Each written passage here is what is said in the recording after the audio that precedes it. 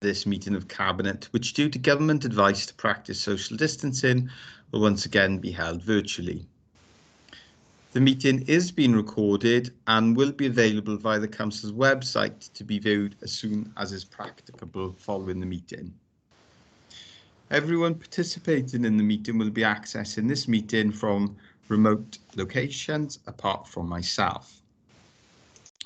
Please could everybody ensure that mobile phones are switched off or to silent mode. Members will have received an electronic copy of the agenda. I will ask officers to present a summary of the key points. For the record, the agenda can be viewed on the Council's website. Members and officers will be speaking at various points during the meeting, and those speaking may switch their cameras on at that point, but I would ask that with the exception of myself as chairperson, at all other times you keep your cameras and microphones switched off, as this will help to minimise any background noise and interference and to ensure the connection remains as stable as possible. Any members and officers wish to raise a point or question, they should press the hands up icon on the screen hand at the top right hand side of the Microsoft Teams window, and I will come to you in the order that I receive requests. Please lower your hand once you've finished speaking. The chat button has been disabled for this meeting as it is disabled for every meeting.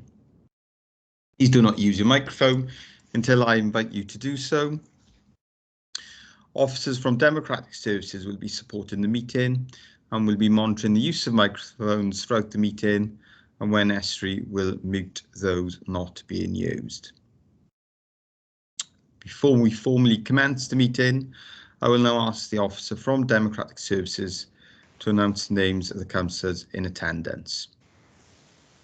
Thank you, Leader. Thank you, Leader. For the benefit of the recording, my name is Andrew Rees, Democratic Services Officer. The members present today at this meeting of Cabinet are Councillor Hugh David, Leader, Councillor Howell Williams, Deputy Leader, Councillor Nicole Burnett, Cabinet Member, Social Services and Early Help, Councillor Stuart Baldwin, Cabinet Member, Communities, Councillor Denisha Patel, Cabinet Member, Wellbeing and Future Generations, and Councillor Charles Smith, Cabinet Member, Education and Regeneration. Thank you, Leader. Thank you, Andrew. I would also ask that officers introduce themselves as and when I invite them to speak during the course of the meeting. Officers too should ensure microphones and cameras are switched off when not in use. I will now proceed to the agenda business. And the first item is to receive apologies for absence from members and officers. All Cabinet members are present and all Corporate Management Board members are also present. So we do not have any apologies for absence. Therefore, I will now receive any declarations of interest from members or officers in accordance with the provisions of the Members' Code of Conduct adopted by this Council in September 2008. Are there any declarations of interest, please? No? Then we will now move to the minutes of the last meeting of Cabinet, which were held on the 20th of July 2021. Can I have a mover for the accuracy of the minutes of that Happy meeting? to move. And a seconder, please. Second. Thank you, Councillor Patel. Thank you, Deputy Leader. All agreed?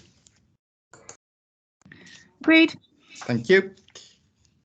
We will now receive the first report to today's meeting of Cabinet, and that is on the future service delivery model, and it is a report of our Chief Executive. Mark, please. Thank you, Leader. Yes, for the benefit of the tape, Mark Shepherd, Chief Executive. With your permission, I do need to spend a little bit of time just going through the salient points of this report. It's an important report, but I will also try and be as brief as I possibly can.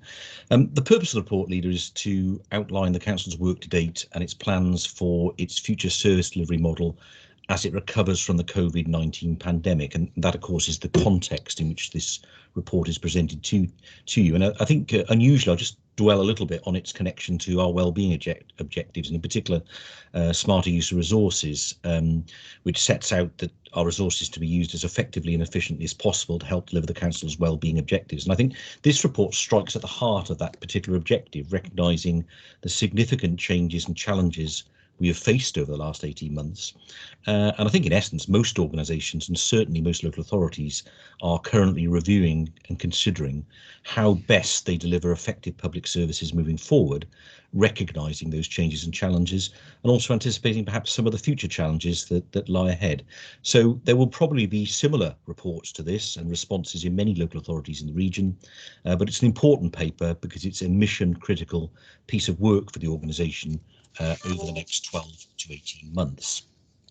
The background, as I say, is inevitably the COVID-19 pandemic and those rapid and significant changes that I highlighted, which has led really quickly, hasn't it, into changes in the way the Council and its partners deliver services, largely unplanned for. So the pace of change was extremely rapid and we had to respond incredibly rapidly, initially focusing on services around the preservation of life and minimising the spread of the virus and supporting communities.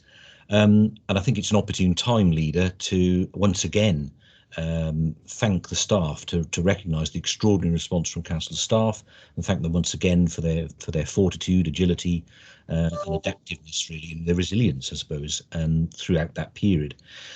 What those paragraphs around 3.2, 3.3 go on to talk about is the response by the Council, in particular its ICT rollout, which was rapid and responsive, and an emphasis on increased digital availability of services with support both from Welsh Government's Hardship Fund, but also our own investment to allow that remote home working to be effective over that period. I think it's important to also recognise as a precursor to the rest of the report how effective the Council's response has been and how effective service delivery has continued to be in that period. So as well as delivering new services such as Test, Trace and Protect and implementing the vaccination programme, we've also had to prioritise resource where necessary, where there's been increased demand. But it's also, I think the changes have also brought identified risks to the authority. These are now recorded in the corporate risk assessment. But for example, we know that it's become more challenging to deliver some of the transformational change that was originally set out. And we also know that some of the original financial savings perhaps now have to be reviewed and rethought based on increased demand for some services. The recovery and restoration of services in a safe way for both the staff and the public is an additional challenge. And increasingly, we're finding two other things which I think are really important to recognise here. First of all, workforce issues, our ability to attract, retain and develop skilled staff to meet the challenges is becoming a real issue, and more of that later. And of course, we're also trying to wrestle with perhaps public expectation, where to some extent, perhaps people think things are back to normal.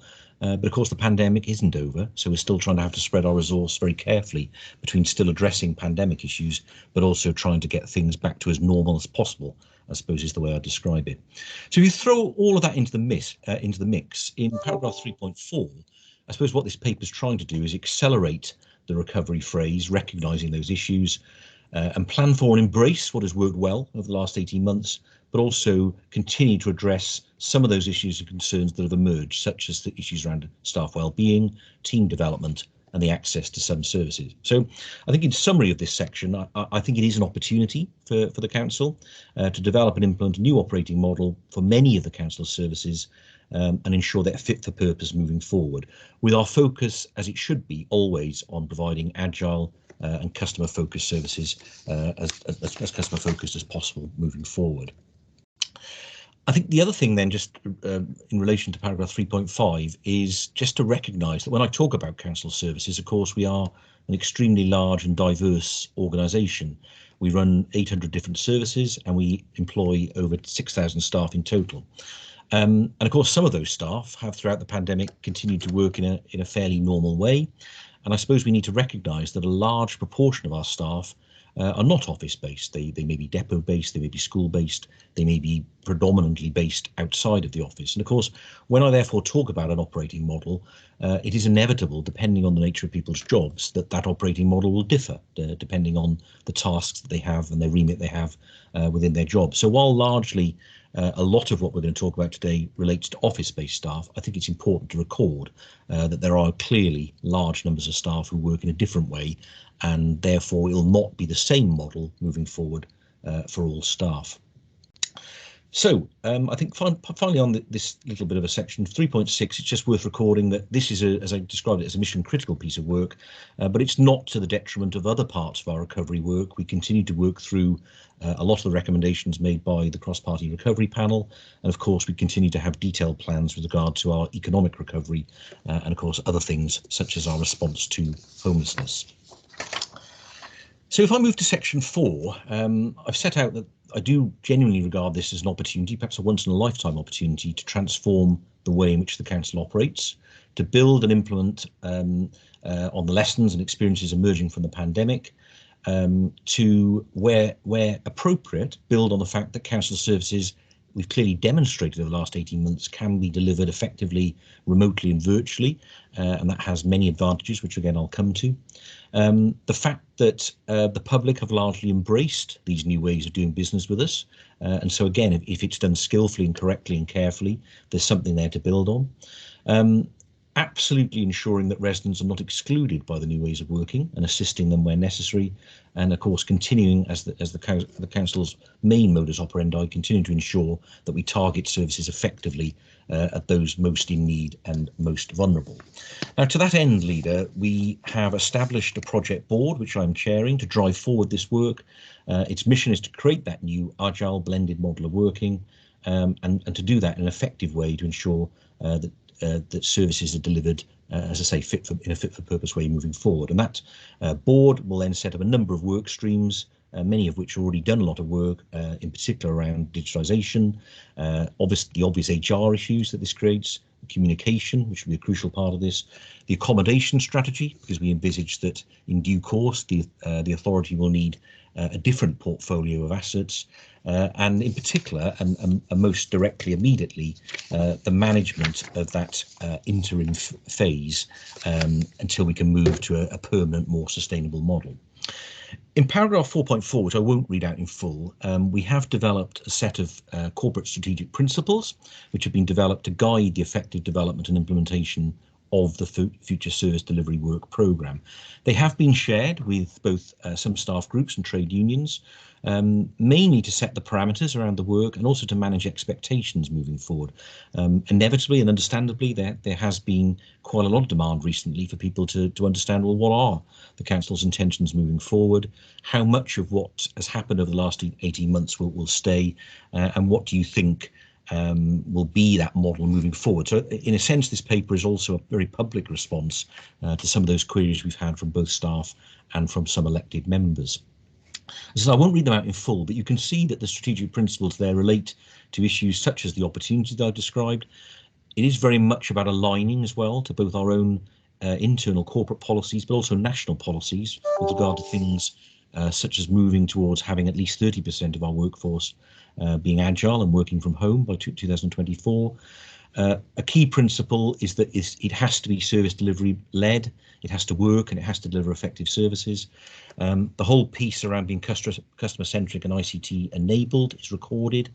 At this stage, we haven't been perhaps as radical as some other authorities. We're saying at this stage we're likely to keep the civic offices as the main civic and operational base, but of course that can be reviewed moving forward.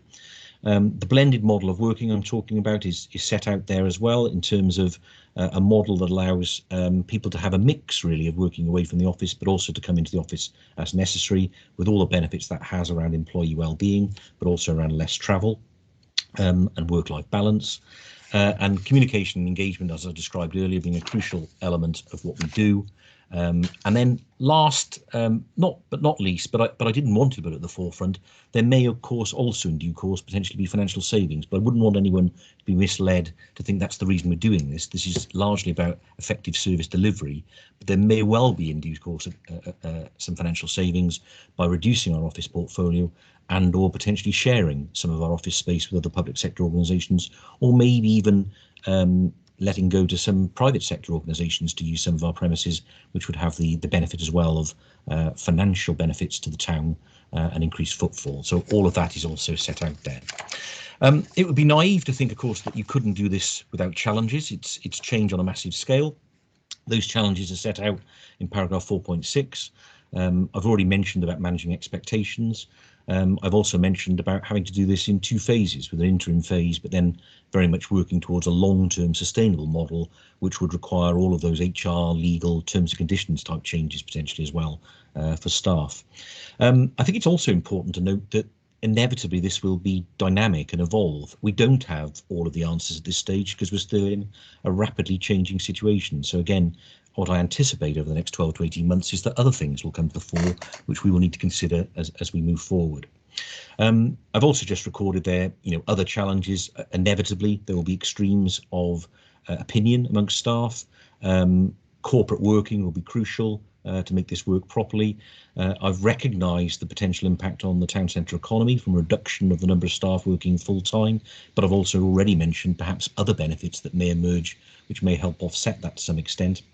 And inevitably, if we move down this model, it does create an element of permanency, which means that there will be less flexibility and less flexibility within our accommodation to accommodate other things moving forward if we begin to lose other office spaces. Bear in mind, we've already over recent years, for example, lost the Sunnyside complex, which was a very large office space. So I set out in paragraph 4.7 the interim phase. I've set out there some interesting pieces of work which are already in place, including a pilot scheme where perhaps people, due to their particular circumstances, can already book spaces within Ravenscourt, and they can work within the offices based on a business case, maybe based on their well-being. I think that's really helpful. We've also got a managed and cautious return to the office already in place, where we have a group in place that considers business cases, and we have a large number of services that are already going through the process of making a case to return to the office, not perhaps on a permanent basis, but on a basis where it's appropriate to do so because it helps the effectiveness of their work. So, for example, some of Claire's team in social services have done that. And I think just finally in that section, just worth recording the fact that internal audit carried out a piece of work which demonstrates that, again, if there are concerns around control or governance arrangements as a result of the increases in remote working, a piece of work was done that actually gave us large assurance, really, that those things are still very well managed if people are concerned about the change of working, the rapid change of working causing other inadvertent issues.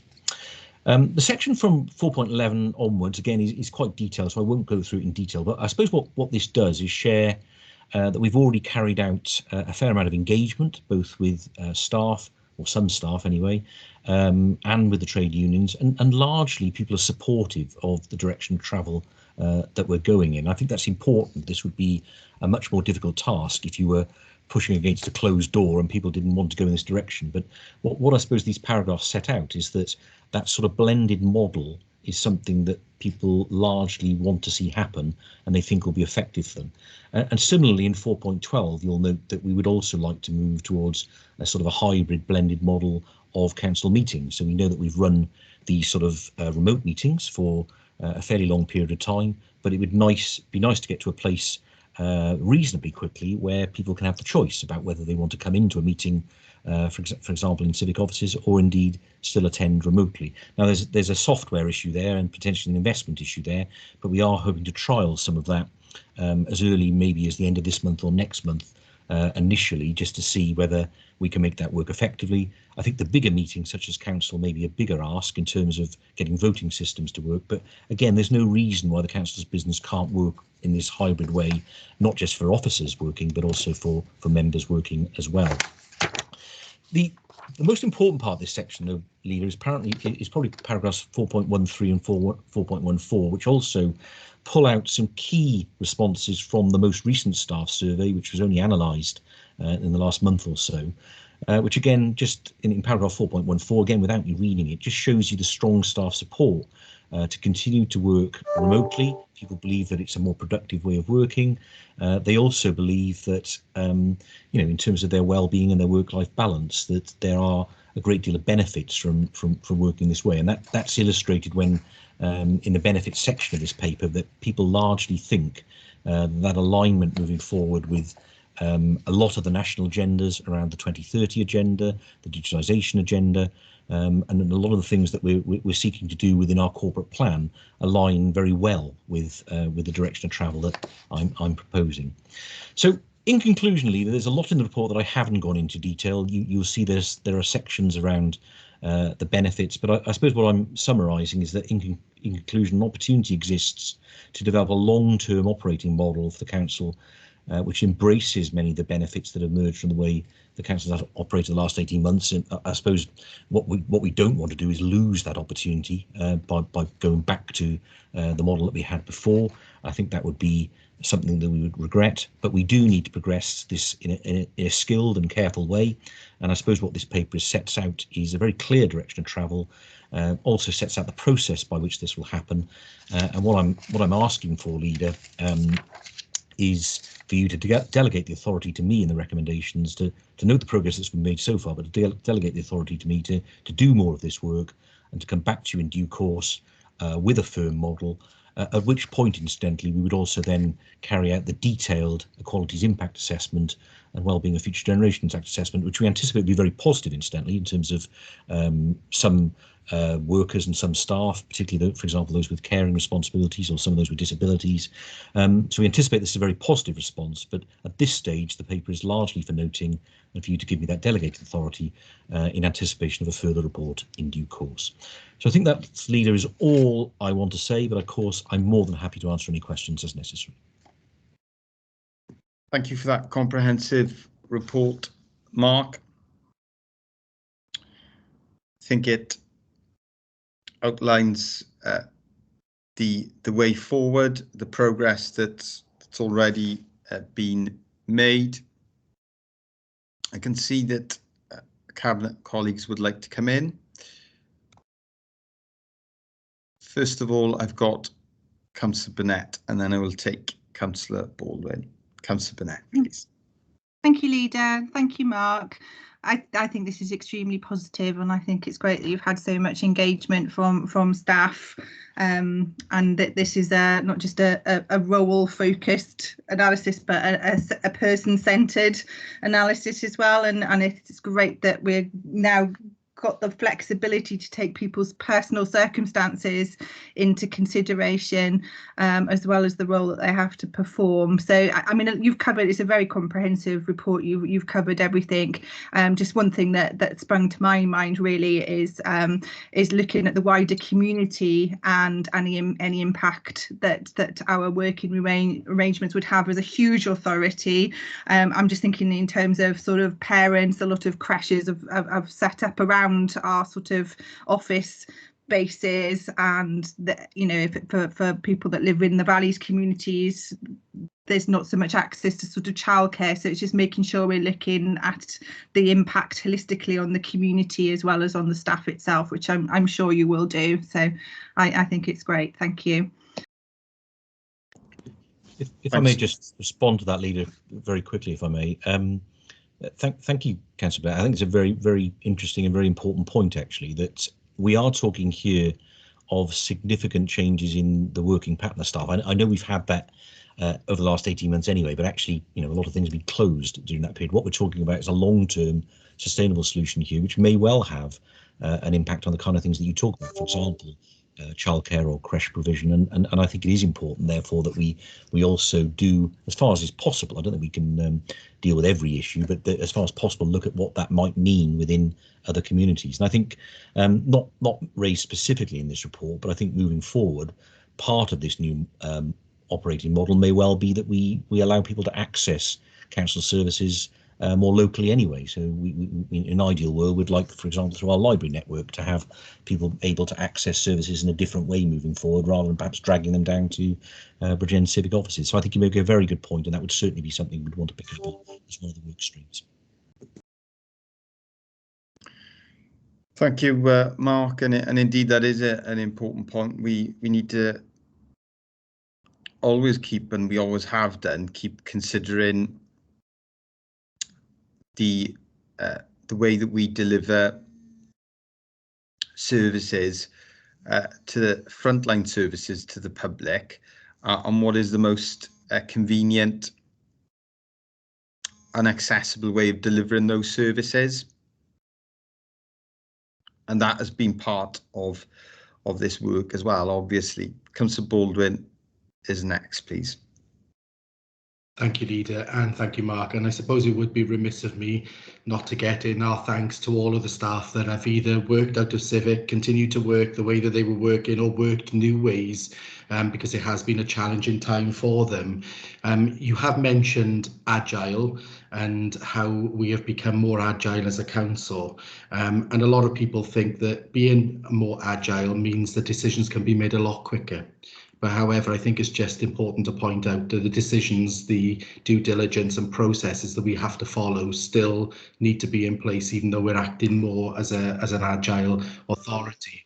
And just to pick up on something Councillor Burnett said as well around community hubs, there is no reason in the future why community hubs where people are working out in their communities couldn't host childcare facilities as well as remote office working facilities. So it was and something that I would be really supportive of as the portfolio member that is responsible for the 2030 decarbonisation agenda.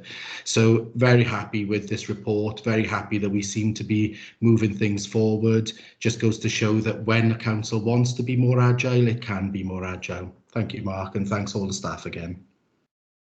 Indeed, thank you, Councillor Baldwin, and I'd certainly echo the appreciation and thanks to our staff at every opportunity.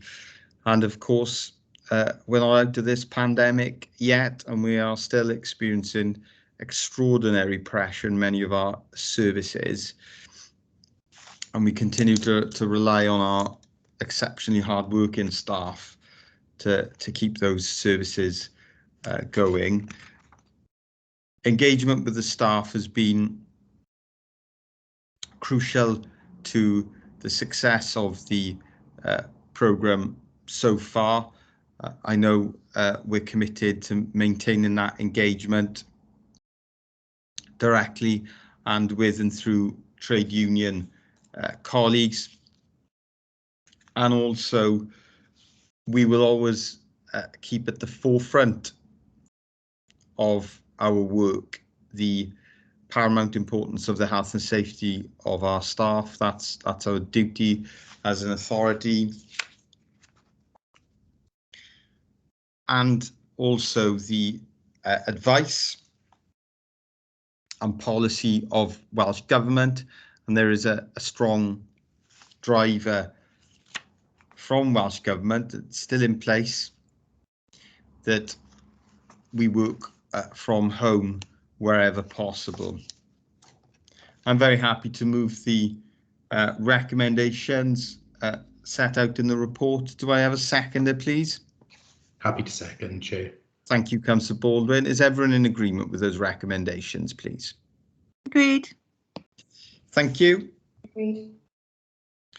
We'll now receive the, thanks so much, Mark. We'll now receive the second report to Cabinet, and that is a report of the Interim Chief Officer of Finance, Performance and Change, and it's an update on our medium-term financial strategy from 2022 to 2026. Jill, please.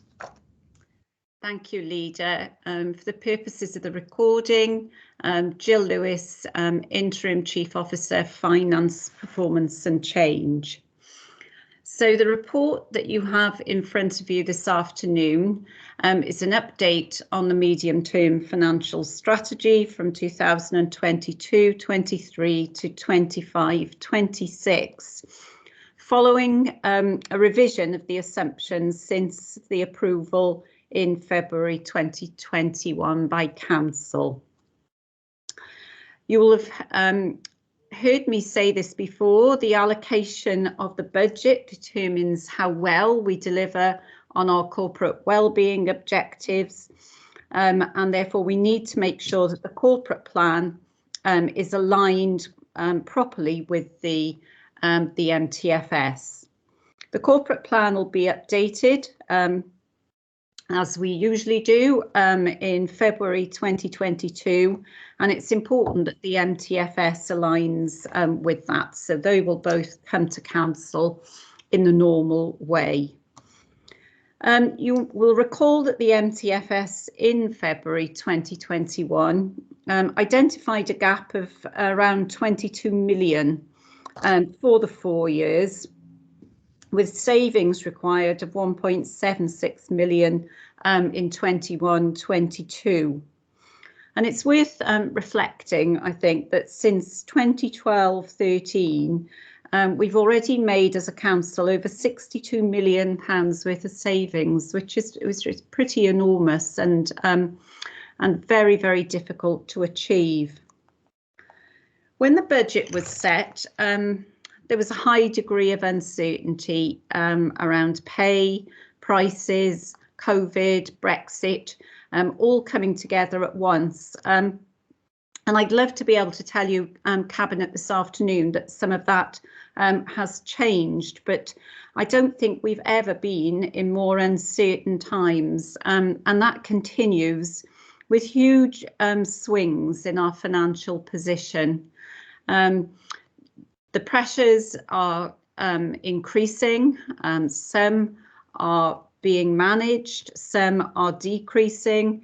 We have uncertainty over funding levels and new pressures emerging as we move through the pandemic and Brexit.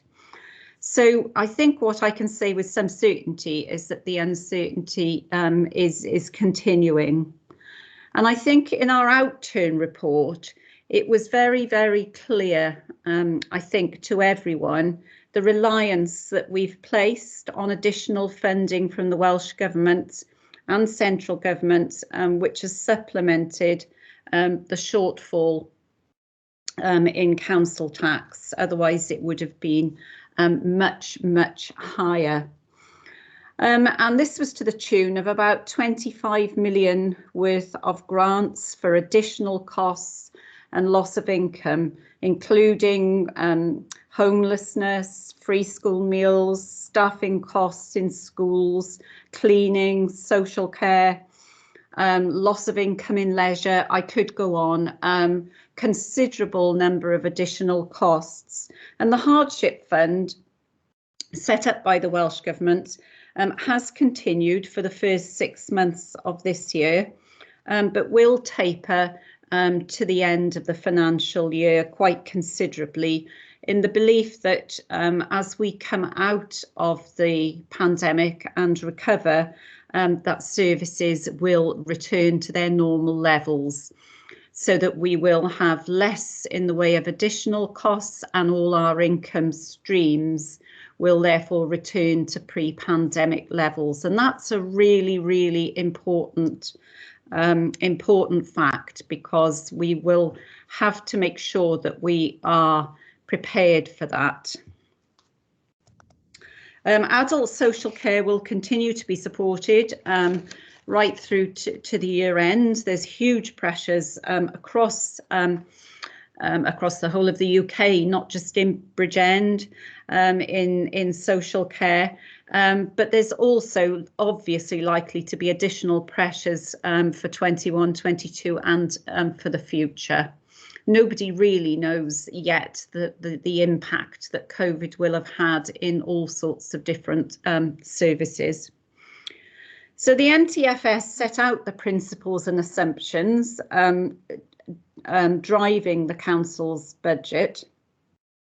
But given the unprecedented sort of financial and economic situation, we felt that Cabinet needed to have a review of the assumptions to make sure that everybody was able to revise the assumptions in the MTFS. The economic assumptions are set out in paragraphs 4.2 to 4.4, and the MTFS that was approved in February was based on, as you will recall, a very good settlement for Bridgend for the year, 4.3% increase in AEF, 3.9% council tax and 7.5 million pressures, 1.76 million worth of savings. In 2021, Welsh Government also provided additional grant for loss of council tax income. We haven't had any certainty as to whether there will be any additional money forthcoming for any loss of council tax. And you will also recall that Council agreed a reduced collection rate from 98% to 97.5% in accordance with those issues facing us. You will recently have received the first quarter budget update report on the 20th of July, which you'll recall showed a projected overspend of around £900,000. And you'll also recall that I referred to underlying base budget pressures. So despite us receiving significant sums of money from the hardship fund, many of our underlying budget pressures remain. Those haven't gone away, and in many cases they will have been masked by our additional monies. The assumptions are set out in 4.10. The pay award, you will see assumptions of around 2%. The national living wage for 21-22 is expected to come in at at 2%, but could increase for 22-23 to 3 to oh, sorry. It's okay. Sorry, Leader. Take your time, have a glass of water. To 3 to 4%. Inflation has been very low over the last few years. It's around 0.7%, but from January to July, it's increased up to 2% and is still rising. So that's going to put additional pressure on our MTFS going forward.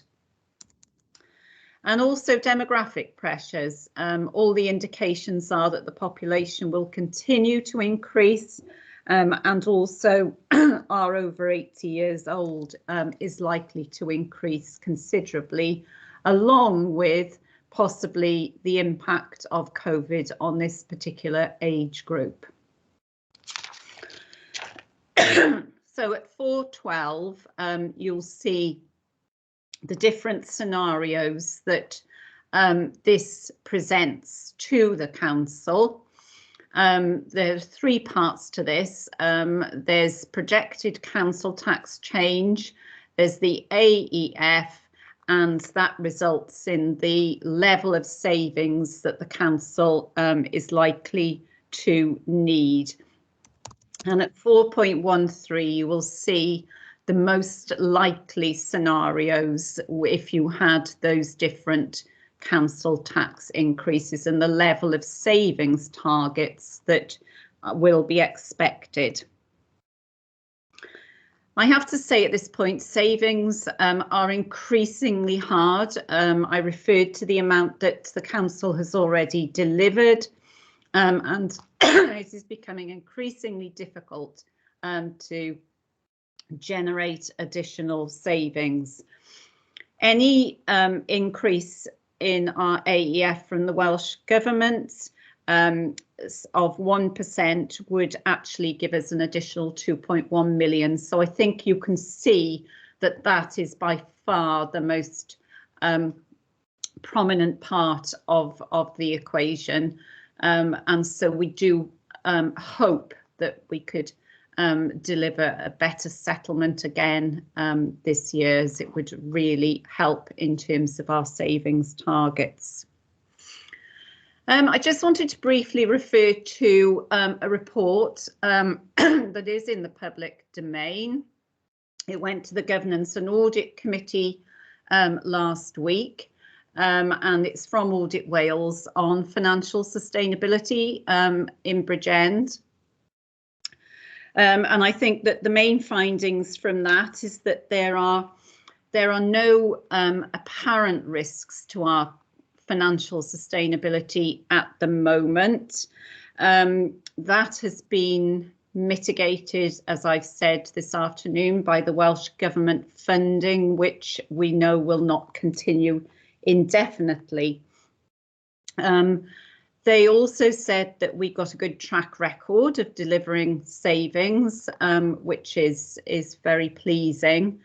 And they also commented on the use of reserves. And I just want to dwell on that for just a minute, because I think there's certainly some widespread misunderstanding about our reserves. And it does say that where councils show a pattern of unplanned use of reserves to plug gaps in their revenue budgets, so that would be using it to prop up council tax and other spend, that results in reductions of reserve balances, reduce their resilience to fund unforeseen budget pressures in future years. And I think that's an absolutely critical statement from the auditor. In other words, do not use your reserves for things that they're not planned for. And I can go into more detail on that should Cabinet wish. Our budget consultation this year will again focus on recovery and access to services, as we did last year. We're hoping to increase the participation this year as more people are out and about. It goes live on the 20th of September, closes on the 14th of November, with the outcome coming back to you as Cabinet on the 14th of December. The capital programme is set out in 4.18 to 421, and we're very much trying to use the capital programme to accelerate our recovery out of the pandemic. But as you know, I have raised previously with Cabinet and Council, the availability of our capital receipts is very low, and therefore Council will need to rely on grant funding from Welsh Government and other sources, and our earmarked reserves or borrowing. And as I've said before, any borrowing has long-term financial impacts and consequences on budgets for future years, so not the easy option by any stretch. The draft budget timetable is again later in the year. That's set out for you in 422 and 423, and there will be lots of opportunity for Cabinet and indeed the wider membership to contribute to the consideration of the NTFS, with BREP meeting during September to January to make recommendations to Cabinet to shape the budget. So that was really all I was going to say. I take you to the recommendations at 9.1. I should say that Deb Exton is also here this afternoon at Cabinet, and both of us will be happy to take any questions you should have, Leader. Thank you. Thanks so much for that overview of the medium-term financial strategy. I can see that Councillor Baldwin and the Deputy Leader would like to come in, so I'll bring Councillor Baldwin in first, please. Thank you, Leader. And I suppose it is just a plea for plain English a lot of the time, because Jill has highlighted that there is a little bit of misunderstanding when it comes to some of the financial information that we put out into the public domain. So around the 90 million in reserves, I think it's just we just need to make clear that we can use some of those, and others are being used and they're restricted and earmarked for other projects. Our unrestricted reserves aren't that high, and I'm sure Jill will be able to provide us with that level. For those that will at some point listen to this, and I'm sure there are some people that really do listen to our cabinet meetings, the savings really does mean cuts. We have not had 20 odd million's worth of savings. Savings are nice to do. Cuts are what we have had to do because of austerity that's been forced on us by Westminster. I'm sorry if my dogs are kicking off in the background. And budget pressures is the other one that I think we need to explain around plain English as well. And those are increased costs. So when we talk about budget pressures in relation to staffing costs, we talk about there's increased costs in relation to those. And the one sentence that I just wanted to pick up on as well, where Jill mentioned around there's no about the certainty of our income streams returning to pre-pandemic income levels. I don't think there's any certainty around our income streams returning to that. We don't know what the implications are going to be in relation to council tax recovery. We don't know what parking fees are going to be in relation to our car parks in our town centres, or the ability for families to be able to pay to afford to take their children swimming on a weekly or a monthly basis. So I would just add to the fact that there is no certainty, and we need to be a little bit cautious around that. But if Jill could just come back on the unrestricted reserves, that would be helpful. Thank you, Leader. Thanks so much for those helpful points there, Councillor Baldwin. I'm sure Jill will come back about the reserves. Jill, please. Yes, okay. Thank you, Leader. I've just had a text to say that nobody can see me. Can you see me on my camera? I can see you. I can see you. Jill. That's okay then. That's you're okay. In front of that yeah, brilliant end. Okay, lovely. Thank you. Thanks for the vote. Thank you, Councillor Baldwin. Yes, I think that there is, as I said, some widespread misunderstanding about reserves. We have got quite a change in our reserves in the last year, and I think I've reported that on a number of occasions. We did have significant amounts of money from the Welsh Government and other sources quite late in the year. All those monies were for a purpose, and I think that is what you're referring to.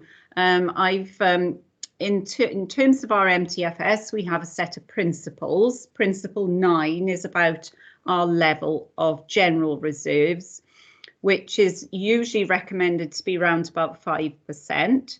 It was just under 5% a couple of years ago, and it's now just over 5%. And you've probably also heard me say that only gives us a handful of days of running the council in an emergency. So it's not excessive. The auditors look very closely at it, and they've deemed it to be adequate. Not excessive, but adequate. Now, the rest of our reserves are earmarked for a purpose, and that's why, just as we would with our personal bank accounts, we would put money aside for things that we need to do in the future. So 29 million of our reserves is for the capital programme. It's for schools and roads and playgrounds and all the things that the public really, really value from the council. We have to have schools fit for purpose to educate our learners. We have to have buildings maintained where we keep, are able to deliver care. We have to have our roads in a fit state that we don't have more insurance claims than we can possibly pay. And all these things, the insurance reserve, the buildings reserve, the schools balances reserves are 8 million. That isn't something the council can just suddenly strip from schools and use to fund whatever they choose to do. £6 million in grants, the Welsh Government have given them to the council to use for a purpose. They're not going to say just have 6 million and use it for whatever you want to do. They're certainly not going to give us 6 million to say you can use that to prop up council tax, because that would be totally inappropriate. So all these reserves, and they're very visible, they're reported through to the audit committee. They're in the annual accounts. So everybody can see the purpose for which these reserves are intended. So our general reserves are very low. And I think that where councils have used, because they've been in financial difficulties, used reserves to try and shore up their revenue budget, they've had the auditors come in and they've got help in terms of commissioners, and you'll see that in selected councils in Wales and across the UK. So you've heard me say it before, and so I'm sorry to sort of repeat the reserves answer, but I do feel that that there's some widespread misunderstanding, and I think it's important to emphasise that point. So thank you, Councillor Baldwin. I'm really sorry, it was a very long answer to your question. Thanks so much. A long but important one to give. Deputy Leader is next, please.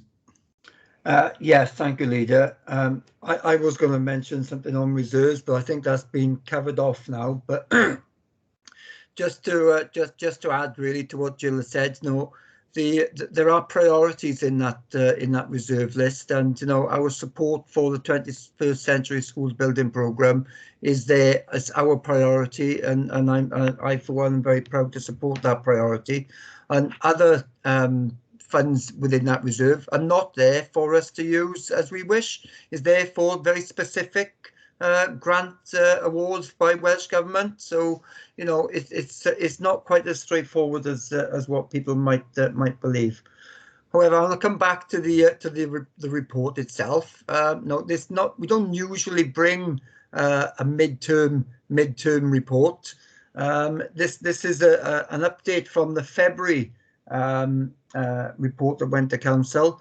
And I think I must emphasise the support that we've had from Welsh Government have been absolutely critical in keeping services afloat. Now, that 25 million that we've received from the council have been absolutely critical in keeping us afloat. And I know we're talking about tapering now, and that, I'm quite concerned with that, because we still are not sort of over COVID.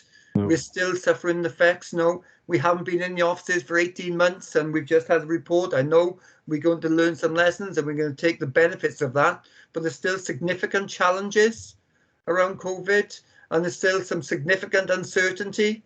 And so, you know, I mean, it's I think we really do need to still be cautious on that. You know, I want to keep council tax absolutely to the minimum, and we will do that whatever we need to balance the budget in the coming April, February. But we will keep the council finances in an appropriate and healthy state as well. You know, we're not going to be reckless because there are some really significant challenges ahead of us. So I'm just happy to move the report, Leader. I've lost.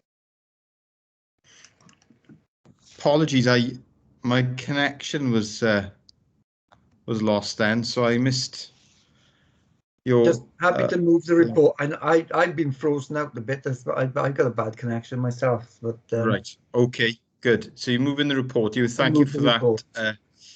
Thank you very much for that, Deputy Leader. And the point has been made already, but it needs to be made again that the pandemic is not over. It's certainly not over for our health and social care system. And indeed, the pressure now is higher, and the demand is bigger than it's ever been. And we don't know what impact that will have on our finances. And another example, Jill, of the, I would say, unprecedented certainty in an environment in which we're trying to plan our medium-term financial strategy. There was an announcement only this week about the health and social care levy. Now, that may appear on the surface of it to be good news, because it means extra funding for health and social care. But I'm sure Jill can explain that we have no certainty how much of that will find its way to local councils in Wales. We do know, though, that straight away there's a financial pressure for this authority, isn't there, Jill, around national insurance contributions that we have to pay as a employer. So it's another variable that we now have. We hope it will be good news, but we don't know the detail yet, and it could have a major impact on our medium-term financial strategy. And that is just one example of you preparing a report a few weeks ago, and already it has been changed by a decision that's been made by UK government, and a decision which we don't know the full impact of that decision on this authority, and we won't know for some good time to come, because we will not know what additional funding will come through. There will be some additional funding, but we know already that there's an additional cost to this authority. But you will keep us posted as you and your team have always done, and we will involve all members of the authority through the budget research evaluation panel, as we have always done, and try and find a way forward on the strategy. Is everyone happy with the recommendation that's been moved by the Deputy Leader, please? Well, yeah, happy. Don't Great. seem to be in support anyway. I'm happy. I'm happy. Woof woof. Okay, thank you, cabinet members, and thank you, Jill. The next report is a report of the Corporate Director for Social Services and Wellbeing, and it is on substance misuse service provision in the County Borough. Claire, please. Thank you very much, Leader. For the purpose of the recording, I'm Claire Marchant, Corporate Director of Social Services and Wellbeing. And the paper for consideration this afternoon concerns the planning and commissioning of substance misuse services for the people of Bridgend. And this recommissioning, which is proposed within the paper, follows the change of the Health Board planning boundary from April 2019. And as part of that change of the boundary, the change of our area planning board boundary occurred as well. Area planning boards have been in place for more than 10 years now as statutory regional multi-agency partnerships, which are coterminous with health boards and which plan and commission substance misuse services. The area planning boards receive ring-fenced money from Welsh Government for this purpose, in addition to much smaller contributions from partners. And the Cwmtaf Maganwg Area Planning Board covers the 3 local authority areas of Bridgend, Rhondda Cynon Taf and Merthyr Tydfil. And Rhondda Cynon Taf County Borough Council act as the lead commissioner and employ a very small commissioning team for substance misuse services, and also the banker for the service. But although Rhondda Cynon Taf is the lead, the planning and development of substance misuse services for Bridgend is very much taken forward in partnership and with the full engagement of key stakeholders and critically people who use those services in Bridgend through the Bridgend Development Group, which is described in the paper. And the group has been working since April 2019 and throughout the pandemic to review what works best and how best to meet needs and address gaps in service provision, building on best practice both from Bridgend and from the former Western Bay region, but also from the rest of the region, and also to look at how we align our services with the rest of the Cwmtaf Meganwg region. As the paper sets out in 3.6, there are 4 tiers of services when we talk about substance misuse services. Tier 3 is for people who are dependent on substances and require that multi-agency care coordination and support from multi-agencies, community drug and alcohol teams, and that service is hosted by the Health Board, and we have 3 social workers in that service. Tier 4 is highly specialised provision, but tiers 1 and 2 are largely preventative in nature, with services which are focused on interventions to support well-being, reduction in harm, and recovery from addiction to substances.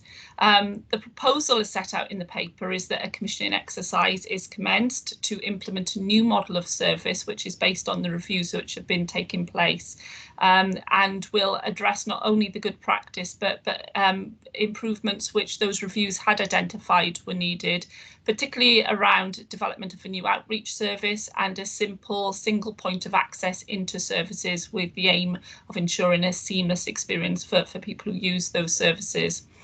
Critically, the commission exercise will involve people who use those services, and as set out in the paper, both the Bridgend Development Group, which involves people who use services, there's also a carer group, and the Youth Forum will be involved in developing specific questions in relation to children and young people in relation to the tender.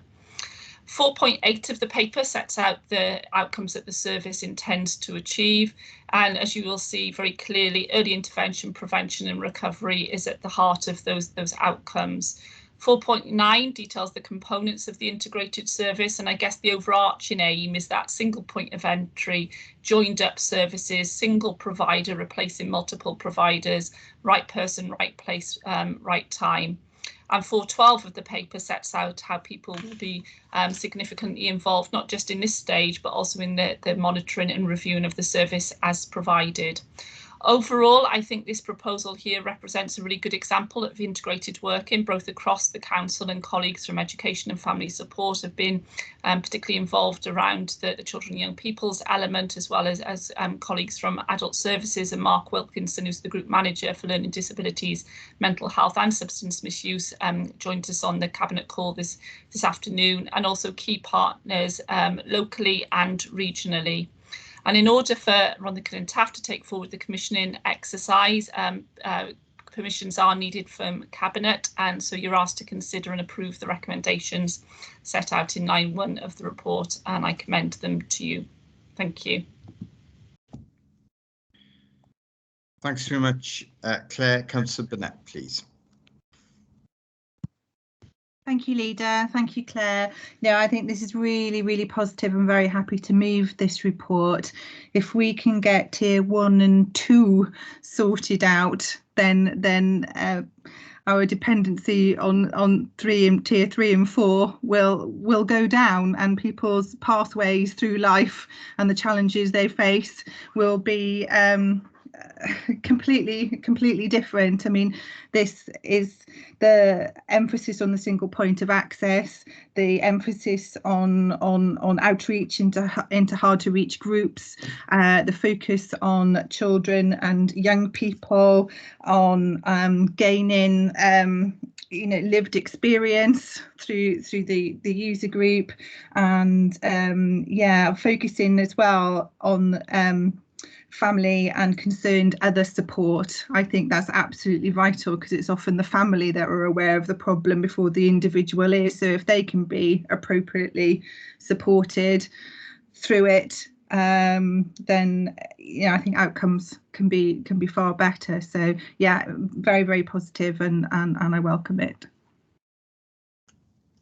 Okay, thank you, Councillor Burnett, and then I can see Councillor Baldwin wants to come in, please. Thank you, Leader. Thank you, Claire. Looking at those tiers, I support everything that Nicole has just said, Councillor Burnett has just said in relation to Tier 1 and Tier 2. But my question more is about what difference are we seeing now we've moved to the Cwmtaf Morgannwg Health Board to what we previously had? If you just want to highlight any sort of improvements that we're seeing as part of that, or is it just as is stipulated in the paper? I think I'll bring in my colleague Mark Wilkinson here because, as you know, Councillor Baldwin, I've only joined Bridgend since we've joined the Cwmtaf Morgannwg Health Board region. So Mark is probably better placed to talk about the differences since the move. Mark, are you happy to take that? I'll take that Yes. answer. Yes, for the purpose of the recording, I'm Mark Wilkinson from the Social Services and Wellbeing Director at Adult Social Care, Group Manager for Learning Disability, Mental Health and Substance Misuse. Thank you for the question, Councillor Baldwin. I was part of the regional arrangements in the Western Bay, and I've been part of the regional arrangements in Cwmtaf, and I can say there is a huge difference and a very positive difference. And not to downplay the arrangements in Western Bay, but they were not well organised. The area planning board arrangements were not particularly effective in decision making. There was no regional team to support service development and support us doing the kind of recommissioning work that we're doing now. So the move to Cwmtaf has been extremely positive for substance misuse services in Bridgend. The regional team based in RCT is very effective. We work very closely with them. They support the Bridgend Development Group. They're supporting this piece of work. The APB is very well organised, well structured, and I can only really commend to you the arrangements that we have now as much improved on the ones that we used to have. Thank you, Mark. That's really reassuring as a councillor to hear that the services are actually improving and the fact that our service users will be accessing a better standard of service. Thank you. And thank you, Claire. It is indeed very heartening, and I would say welcome to Mark. It's heartening to hear about that that focus and those improvements that continue to be made. Councillor Patel is next, please. Thanks, Leader. Thanks, Claire, for the report. It was really, I'm really supportive of this and the direction of travel. And I'm pleased to actually see that there's reference to partnership working across the authority. So we're working with housing colleagues, obviously children's services, mental health, criminal justice. And I just thought that was welcomed and great to see that there is a collaboration between our different departments, because obviously everyone's affected. All services are affected by this. I just wondered if it was possible for us to have a further report once things have started to bed in, just because it is something that most residents are, concerned about, and I think it'd be really interesting for us as Cabinet to know what's happened and how things are improving and get that feedback firsthand. Thank you very much, Councillor Patel, for the comments, and absolutely, substance misuse services, I think, are a prime example where you have to work in partnership, both within different parts of the council, with our third sector partners, and with public sector partners across the board, because we need to work in that joined up way. But from the user perspective, it should seem seamless, and that's one of the key tests for us, isn't it? Is whether it seems that way to people, and it's why them telling us how well these services are working and their involvement in the monitoring and review is so critically important. I'm sure we'll be very happy to bring a report back. Obviously, the permissions today are to give that delegated authority for the commissioning processes to progress.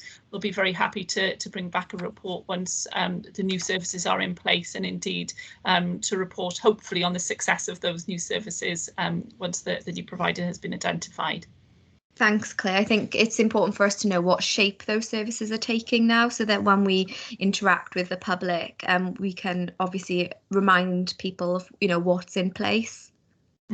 Yeah, absolutely, and that single point of access I think is absolutely critical, because behind the scenes in lots of different services, you know, there can be, you know, complicated pathways, can't they? But from the public's perspective, those routes in need to be really easy, straightforward, for individuals, for families, and just to stress, these are services that people can refer into themselves. So it is, you know, that lower tier of service, you know, getting in early, intervening as early as possible to prevent those escalations of need which we are seeing coming through the pandemic. Thank you for that, Claire. And of course, we recognise that substance misuse is a common feature and contributory factor to mental health problems, to homelessness, to safeguarding issues for children and neglect, and therefore it's important that we tackle substance misuse and we maintain this focus on this significant problem in our communities, and also understand that wider context in how it increases demand in so many of our other services if we're not able to address that substance misuse at the earliest possible stage in the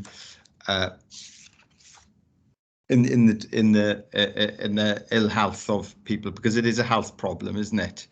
And it it's an addiction, and it can destroy people's lives.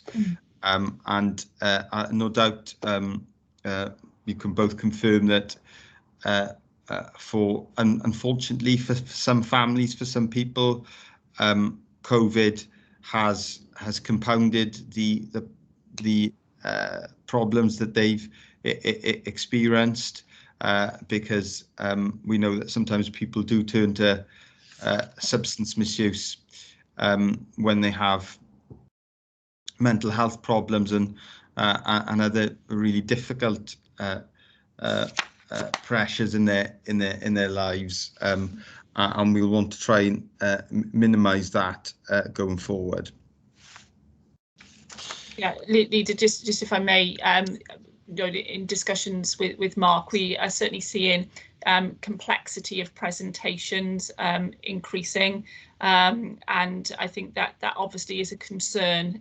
So I think those messages about, you know, getting in early, you know, getting the messages out around recognising the signs of coming forward early into services, and getting that support that you need in order to address issues is really important, because Mark, I think you would agree that even in these lower tier services that complexity of need and the interrelationships between mental health services and other services is really clear.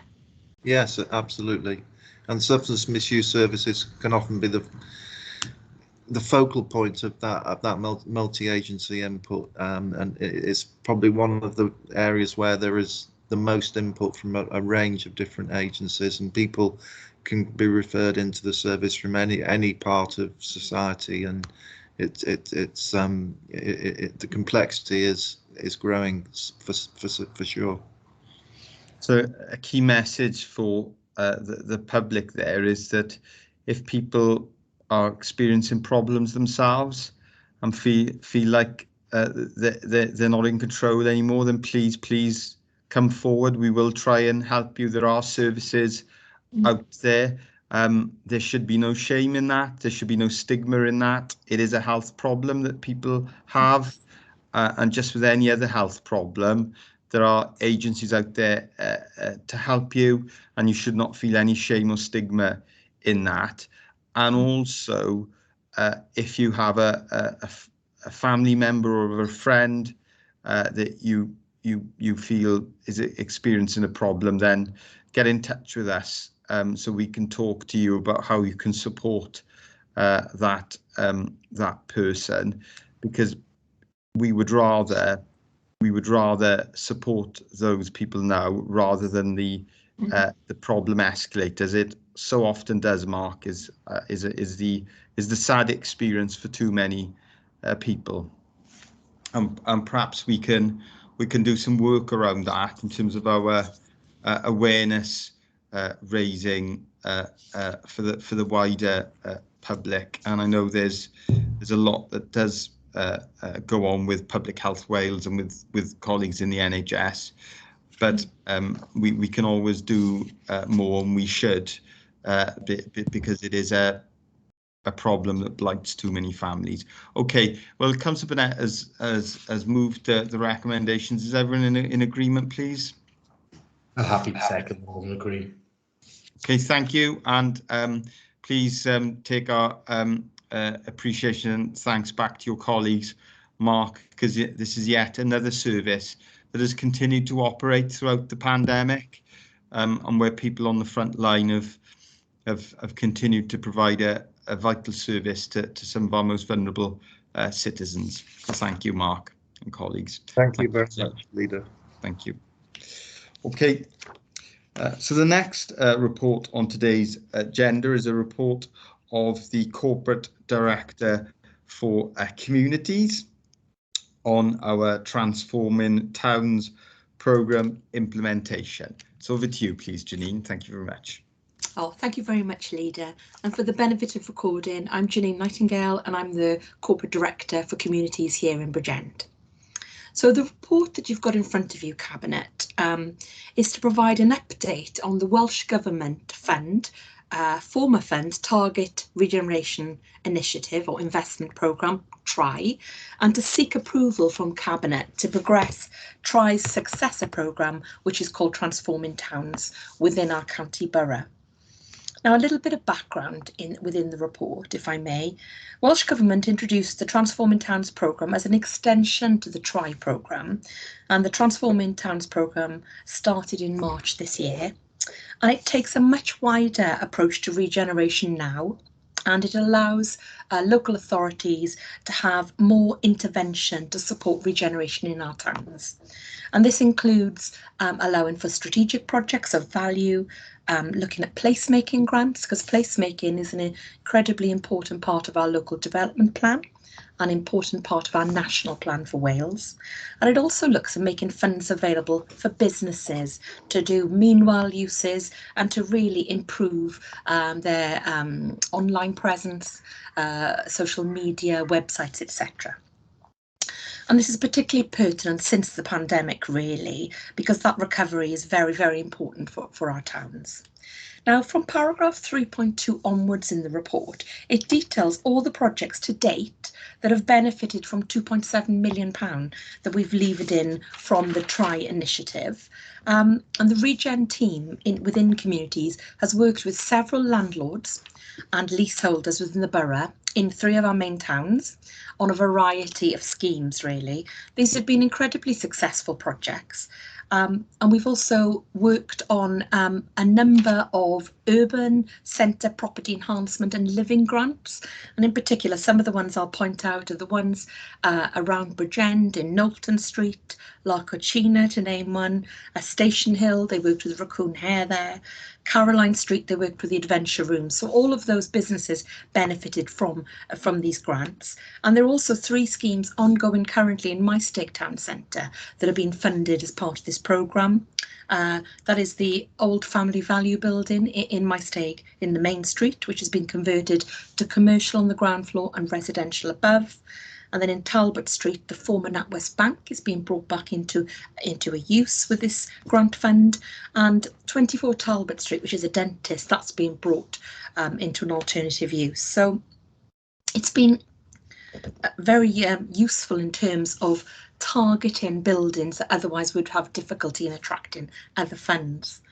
As part of this programme, we also did an awful lot of COVID outdoor support grants, and some 17 businesses and properties across the borough in Bridgend, Porthcawl and my stake benefited from that.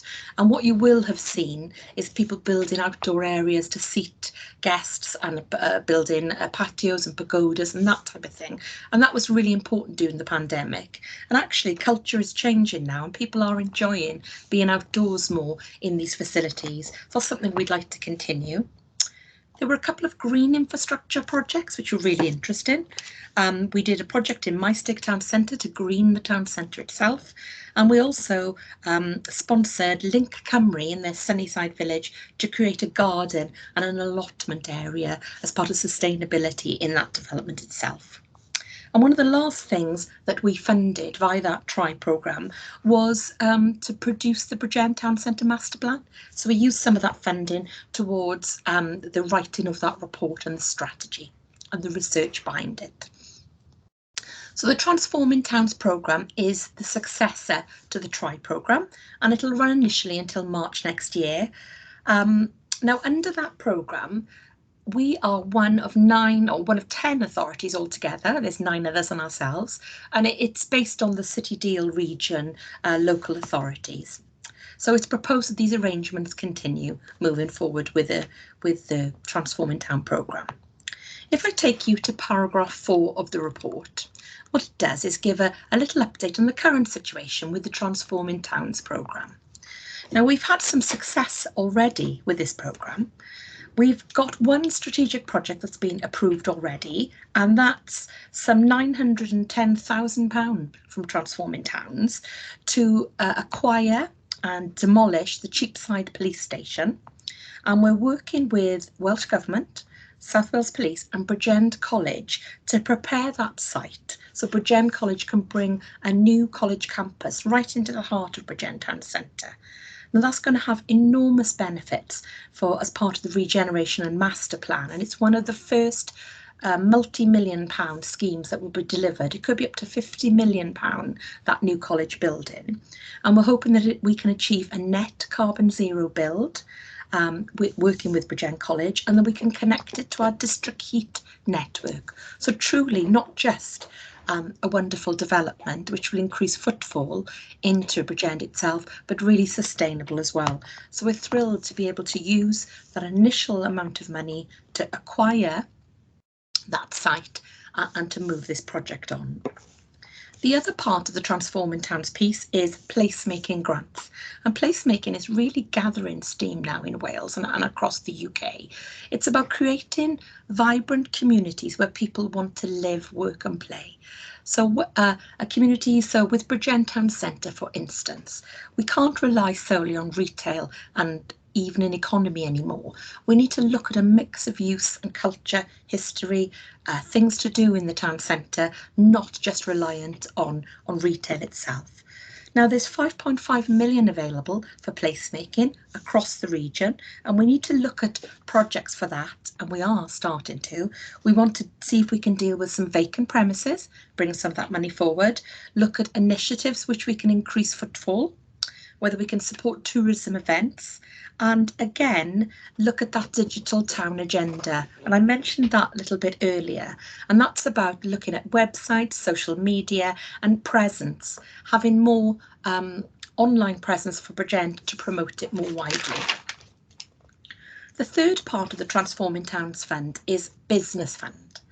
And now there's about just over £1 million available for this, and what this is indicated for is to look at what we call meanwhile projects. And meanwhile projects are to fill vacant spaces, such as, for instance, temporary craft fairs or temporary art galleries, etc., to put meanwhile uses, pop-up restaurants, for instance, into spaces that are vacant, to look at events and marketing, and to look at some digital support once again. And before I take you to the next steps, Leader, I do have to take you and Cabinet through some risks with this fund, and they are shown in paragraph 4.7 of the report. I mean, what is clear is that the Placemaking and Business Fund, there's no set amount set aside for Bridgend. So what we have to do is to bid into those funds. There's no guarantees we will get money, but we have been quite successful in the past. So what we need to do is to find some really well thought out, robust projects and apply for those to get some of the share of the money for Bridgend. The second risk I want to outline is cost overrun. Now, when a grant is awarded to an individual or to a business, it's based on a feasibility study within the grant application. So for instance, if a scheme came in for 25 million, thousand, that's, gosh, I wish we had 25 million. If a scheme came in at that level and it overspent, then Welsh Government wouldn't fund the overspend. So what we really need to do is to make sure we have very robust processes and due diligence in place. And we have done that successfully in the past. There's no reason why we can't do that now. The third risk is there may be insufficient take-up. I think that's highly unlikely, but it is a risk. And then the fourth risk that I have to outline is there's a risk that defrayment evidence required in order to pay grants, so that's evidence that how you're going to spend the money, how you have spent the money, doesn't come forward in a timely manner, because we're not able to pay the grants out to businesses and to individuals until they have the right evidence to provide.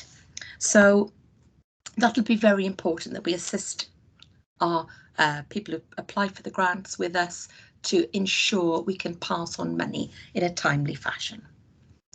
So if you do make the decision to proceed with this, Leader, there's a next step that we need to progress, and that's RCT, Rhondda Cynon Taf Council, have been appointed via an SLA to be the agents for the placemaking grants. For that 5.5 million, they're the ones who will allocate that. So we need to sign that service level agreement to allow them to work on that. That would be fine. And then there's no real implications apart from the paragraph 8.1 sets out the amounts of grant that are available in each area of the fund. So I would take you, Leader, to the 6 recommendations in section 9 of the report and hope that you can support the proposals and allow us to continue the great work and allow us to continue to apply to the Transforming Towns Fund. Thanks so much for that report, Janine. It's a lot of good news in that report about the improvements we've seen across the 3 town centres of Bridgend, Maesteg and Porthcawl. Councillor Burnett, please.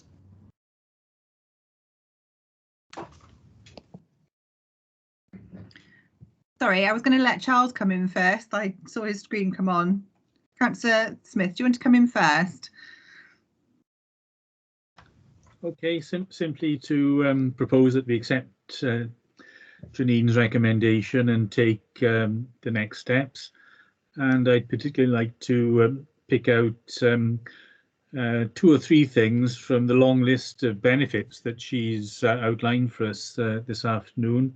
I think she's right that there has been a different culture through COVID. We've discovered the outdoors, and I'm pretty sure that those outdoor arrangements for hospitality businesses are here to stay, and we should facilitate those being here to stay. That's going to be a permanent part of our street scenes, I think, whether we're talking about town centres or whether we're talking about suburbs or out of town centres. I think there's a tremendous variety under the general heading of this initiative, including green initiatives, including little bits of street scene which are permanent annoyances and then get put right. So in my hometown in Bridgend, I think we do need to make a bit more of a song and dance about the achievement on Knowlton Street, where the old Burgermaster, which became a McDonald's and then became a derelict building, is now a very successful business, and it's also housing people in the town centre. And our policy of housing people in the town centre above shops is something which has been recognised by the Royal Institute for British Architects, and I was lucky enough to go to the House of Lords to pick up our certificate for that about 4 years ago. ago now. But of course, the great thing that I'm very excited about, where education and regeneration meet and mix and move us forward in a truly transformational way, is the project arising out of our Bridgend Master Plan, and agreed with the governors of Bridgend College for a brand new campus on the site of the old police station at Cheapside. That is going to be what we've learned to call a real game changer. And so I've got no hesitation in supporting this report, Leader. Thanks so much for that, Councillor Smith. Councillor Burnett is next, please. Thank you. I'm happy to second the report. I think it's very positive. As the elected member for Morve Ward that covers the town centre, I've seen many of these projects unfold, and it has made a huge difference to the town, and long may that continue. This is very dependent, though, on landlords coming forward and working in cooperation with us as an authority. And a lot of the complaints that I get from residents are that there are many buildings within the town centre that are derelict, bringing the town down, and nothing seems to be happening to them. So I'm just wondering what we are doing to encourage those landlords to come forward, and when they are not carrying out their duty and sort of pitching in for the benefit of the town, what can be done in those cases, please? Thank you. No problem at all, Councillor Burnett. I can explain. This is the Transforming Towns initiative that we have is just one part of our armoury, and you are right to suggest that it's willing landlords that come forward and want to improve their properties, willing businesses. But of course, we don't have the same right across Bridgend, and there are some properties that are in a very poor state of repair, and we would like to move these things on. Now, dare I say, there are a number of initiatives that we can use to assist in moving some of this.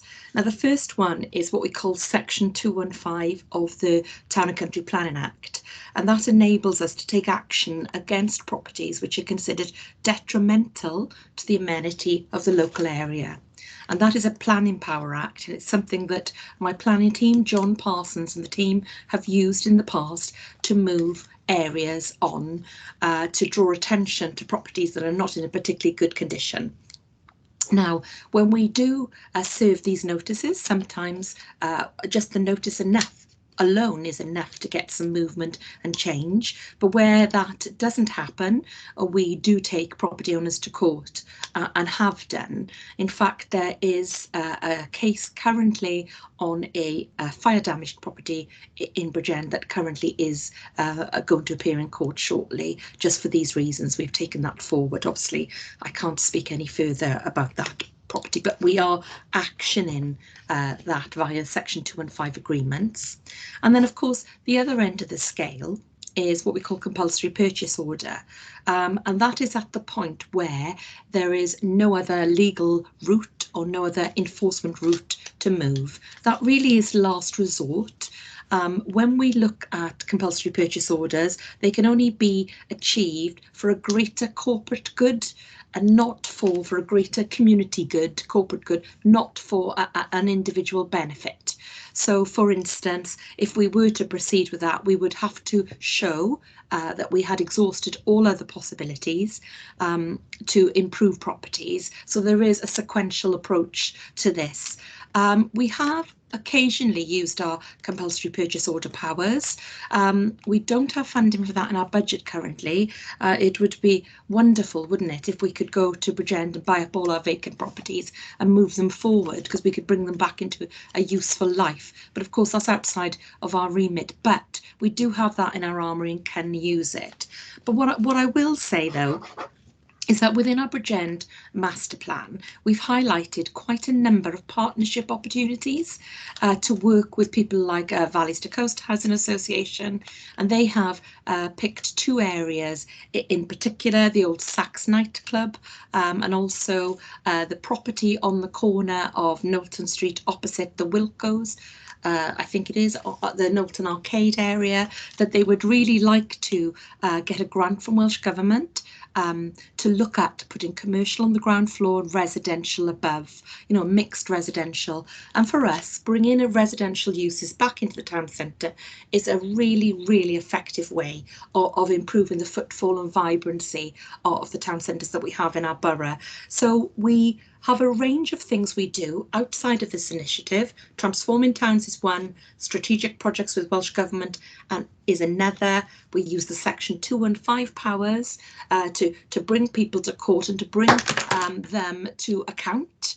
And where these things failed, I suppose the last resort for us is CPOs, although I have to admit we don't use those in many cases. But yeah, there's a number of things we're doing to try and improve, in particular Bridgend Town Centre. Thank you, Janine. I look forward to seeing the results of some of those actions coming forward. Thank you. Yes, me too. Thanks very much, Janine and Councillor Burnett and Councillor Smith. And it's important, isn't it, to reflect on the progress that has been made.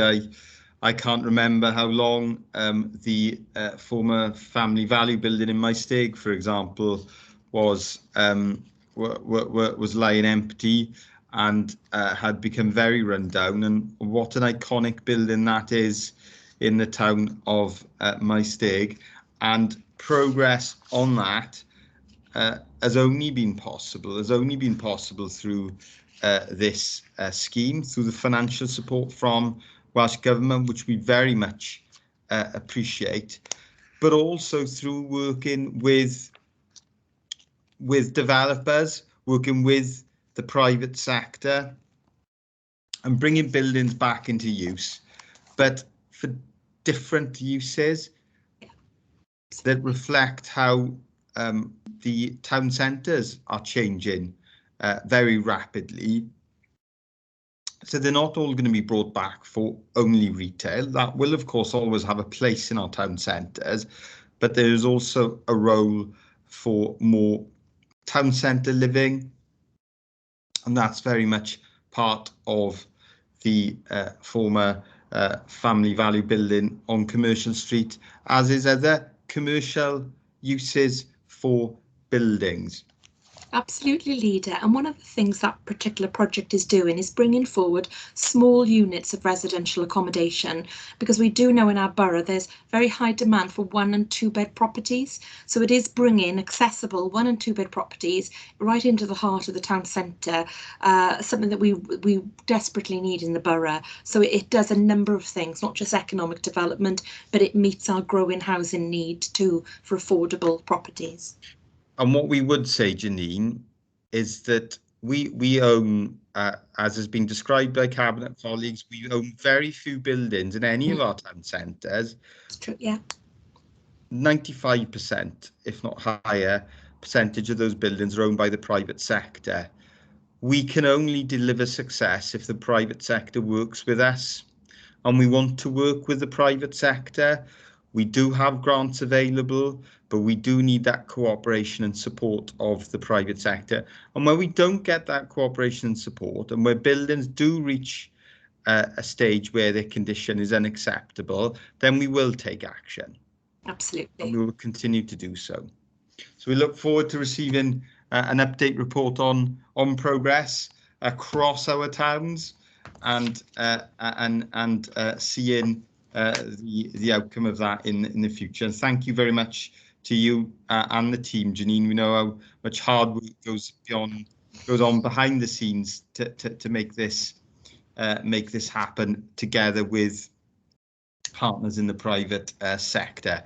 Is everyone happy with those recommendations as moved and seconded? Very happy and well done on the work, Janine. Thank you. Councillor Paul. And the next report is the second report from the Corporate Director for Communities, and it's on a proposed innovation of the Small Business Research Initiative contract. Janine, please. It is. Oh, thank you, Leader. Again, Leader, this is another Welsh Government funded initiative, another initiative where we've been very successful in attracting grant funding. And what we are proposing today, the purpose of this report is seek approval to waive contract procurement rules in respect of a contract with a company called Passive Systems Limited for phase 2 of the Small Business Research Investment Programme SBRI, funded by Welsh Government, and to enter into a deed of novation to novate the contract from Passive Systems Limited to Passive UK Limited, to novate a contract from one operator to another. And I'll just take you through a little bit of background, if I may. So from section 3 of this report, basically back in February 2019, the Council approved Bridgend's local area energy strategy, and we were one of the first local authorities in Wales to produce our own energy strategy. And from that, we produced what we call our Smart Energy Plan. Now, the Smart Energy Plan, basically at its heart has a vision of how we're going to deliver decarbonised energy projects across the borough. So we're, dare I say, we're quite ahead of the game in terms of local authorities in Wales for having that in place and embedded. Now, the Smart Energy Plan has got several projects in it. And one of the projects, project number 4, is about affordable heat networks, local heat networks. And that's about getting an energy market in a small area of the borough. And we want to look at innovative ways of decarbonising heat in these small areas. Now, we applied to Welsh Government and got £200,000 back in 2019 to run a competition for phase 1. And in phase 1, we asked companies to come forward with their ideas for how we would decarbonise energy in small neighbourhoods across the borough. 4 companies came in with ideas and 2 were successfully chosen by Welsh Government and ourselves to go on to phase 2 of the SBRI project. Now, phase 2 is where you develop a demonstrator project to prove your idea, and does your idea work? And there were 2 companies that were chosen, and both of these companies had proposed to undertake schemes in the ward of Caira in my stake. And why Caira was chosen is because of its demographic, and because it at the time was suffering from fuel poverty. And the team thought they could really make a sustained difference to that community. So passive, so I'll talk about ICAX first. So ICAX is a consortium of London South Bank University. And what they're proposing to do, working with Valleys to Coast, is to pick 2 properties on the Tudor estate and to fit heat and air source pumps, which will allow you to reduce your energy costs and have cheaper bills and tackle fuel poverty, as well as having low cost heating.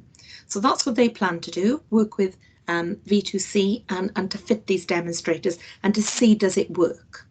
And then the second company, called Passive Systems, they wanted to create what we call a digital twin of the village of Caira, model up the village of Caira, and to look at ways they can create heat networks and find a solution to low cost heat. So mapping out areas where they think they could attain energy, where wind power could come from. And the concept of a digital twin is really gathering pace now across the UK. So instead of going in and implementing the scheme straight away, you create a virtual world, and they would also create a show home that would demonstrate all these energy saving ideas. Now, the Welsh Government loved these 2 schemes and made £500,000 available for phase 2. They gave 250,000 to Passive Systems for the digital twin and 250,000 to ICAX for their project for the air and heat source pumps. So that's the background. If I take you to the current situation, which is outlined in section 4. Now, the passive systems themselves were awarded the contract to the demonstrator in March of this year, March 21, as part of the SBRI. But unfortunately, in April 21, passive systems went into administration, and a lot of this was due to COVID, I'm afraid, and some difficulties they experienced as a company. By the 21st of April, Passive Systems was bought out by the parent company, and it was relaunched, a new company, as Passive UK.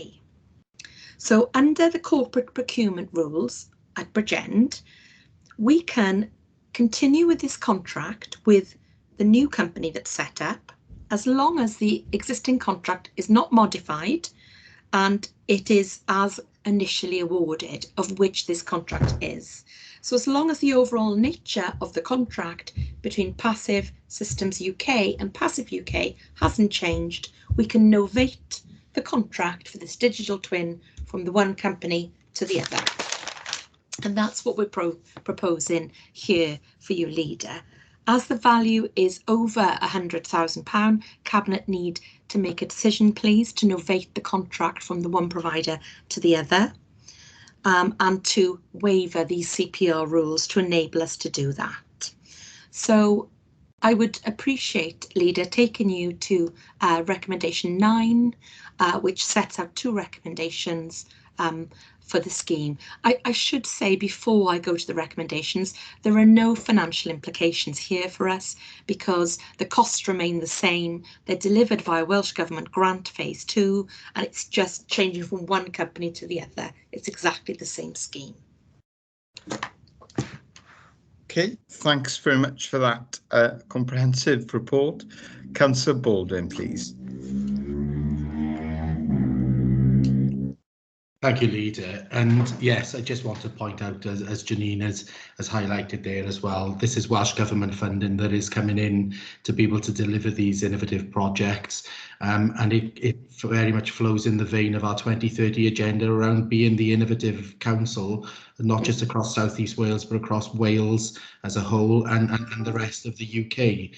So I'm very supportive and not forgetting that this is just a contract innovation. This isn't something new that is happening. We are simply having the people that were delivering the contract before that have been tupied across to the mother organisation and will be delivering the same work for us.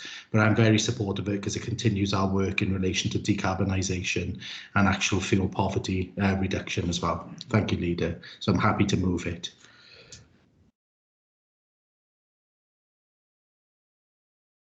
Thank you for that, Councillor Baldwin. Councillor Patel, please. Thanks, Leader, and thanks, Janine. Obviously, very supportive about anything that helps reduce fuel poverty.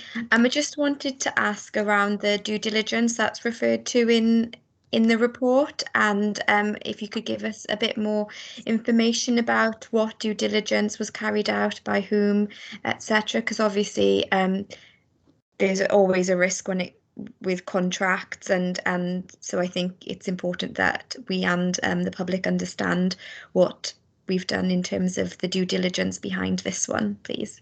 Thanks. No problem at all, Councillor Patel. I'm happy to do that. Yes, when we initially set up the grant system and when Passive Systems Limited applied for the grant, they had to go through a whole series of financial appraisals in order that we could award the grant to them, and that was appraisals by ourselves and appraisals by Welsh Government. There's a gateway you pass through, so in effect they've been appraised by 2 authorities, and then as part of the award of grant, they then would have to sign a contract, and there are terms and conditions within that contract itself, which ultimately protects us as Bridgend Council from liabilities, and also protects Welsh Government themselves going forward. So when we looked at novating this contract, what was very important for us is that we had to ensure that all those contractual and financial fiduciary duties continued within the new contract itself. So it's no different to the existing contract. Sadly, the first company went into administration, but the parent company have launched a new company in order to take this project through, to ensure that it can be innovative in the decarbonisation energy agenda. So we're really pleased, because the other part of this would have been we'd have to go back out to the market to seek another operator to come forward, or go to some of the operators that weren't chosen in the first place. And to be fair, we would have lost the opportunity for funding in this round of SBRI. So we had to be sure we were doing the right thing and the contract was in place. We were comfortable, and that's why we're comfortable to recommend to you that we novate the contract from the one company to the other. We're very comfortable with that setup. Thank you for that detailed explanation, Janine. And obviously we work very closely with colleagues in Welsh Government, because this is funded by Welsh Government grant. And it's one of many different streams of our climate emergency programme of activities. And we have to recognise that we currently do not have the full range of smart energy solutions that we need to deliver on the very ambitious targets that Wales, the UK and Bridgend have around decarbonising energy in our homes, and so we will need to innovate, and this is at the forefront of that area of work, and it does require us to work with the sector and secure that specialist support to develop that innovation. So I'm supportive of this programme. We've had a mover. Have we got a seconder, please? Second. Thank you, Deputy Leader. Everyone in agreement with that? Thank you, colleagues. Thank you very much, Janine. The next report that we have is a report of the Corporate Director of Education and Family Support, and once again a report of the Corporate Director for Communities, a joint report, and it is on the mutual investment model and the land at Plasmorlais in North Kennelly. So I will ask Lindsay and Janine to take us through the report. Over to you, please. Thank you, Leader. For the purpose of the recording, I'm Lindsay Harvey. I'm the Corporate Director of Education and Family Support. As you note, Leader, this is a joint report from the Education and Family Support and Communities Directorate. I'm joined today by Gaynor Thomas, who is the head of our school modernisation team, and we would all be happy to answer any questions at the end of the report. So as you note, Leader, the purpose of this report is to seek Cabinet approval to submit the mutual investment model, which is known as MIM, Stage 1 application to the Welsh Education Partnership Company, or WEPCO, and proceed with the required land transactions in order to facilitate the development of schools in the location we will be referring to in the report. This will include the completion of an option agreement with Valleys to Coast, or V2C as I refer to them in the report, in respect of the intended use of the former Glanravan Resource Centre, together with instructing solicitors to commence proceedings to acquire the Plasmorlais site from V2C and to prepare contract documents for the disposal of Avonavale Primary School to V2C an agreed price at a future date. The policy context of this paper, Leader, is set out in paragraph 2 of this report. Further to Cabinet and Council approval, in December 2017, Welsh Government gave approval in principle for Bridgend's Band B proposals, which had an estimated programme envelope cost of £68.2 million. Welsh Government has procured a private sector partner to work with it on the delivery of education and community facilities in Wales through the MIM process under the 21st Century Schools and Colleges programme. The MIM has been designed to finance major capital projects and is based on traditional public-private partnership structures. In June 2021, following a statutory consultation process under the School Organisation Code in respect of the local authority's Band B proposals, Cabinet determined to approve the two Bridgend West schools, that is to discontinue Avon-y-Faelin and Cornelli primary schools and establish a new two-form entry English medium primary school on the Plasmolite site, and to enlarge Ysgol y Ferch Osger to a two-form entry school to be located in the Cornelli School and current Ysgol y Ferch Osger site. In respect of the associated land transactions, Cabinet and Council approval was given in December 2020 for the inclusion within the capital programme of the amounts required for the acquisition of the Plasmolite site from V2C within 21-22. Approval was then received to include the future sale of Avon-y-Faelin primary school site to V2C and Glanaravan as part of this three-property transaction. V2C has confirmed a commitment to these transactions and is working with BCBC officers to bring them forward. Formal approval to proceed to deliver any new project and to enter into associated legal documentation to facilitate the same, including a project agreement. Stage 1 requires Cabinet approval. The schemes are now at the stage where Stage 1 application to the WEPCO needs to be submitted. Following receipt, WEPCO will consider the application to determine whether it can be accepted as a new project. If accepted, the design development process for the new schools will commence. Following an extensive site search and feasibility exercise for the proposed replacement schools in the west, neighbouring land at Plasmolite owned by V2C has been identified for development, one of the new schools, with the existing site shared by Cornelli and Ysgol y Ferch Osger as the other. The principle of the land transaction is based upon a swap deal with V2C, where BCBC exchanges the Avon-y-Faelin school site for V2C's Plasmolite site.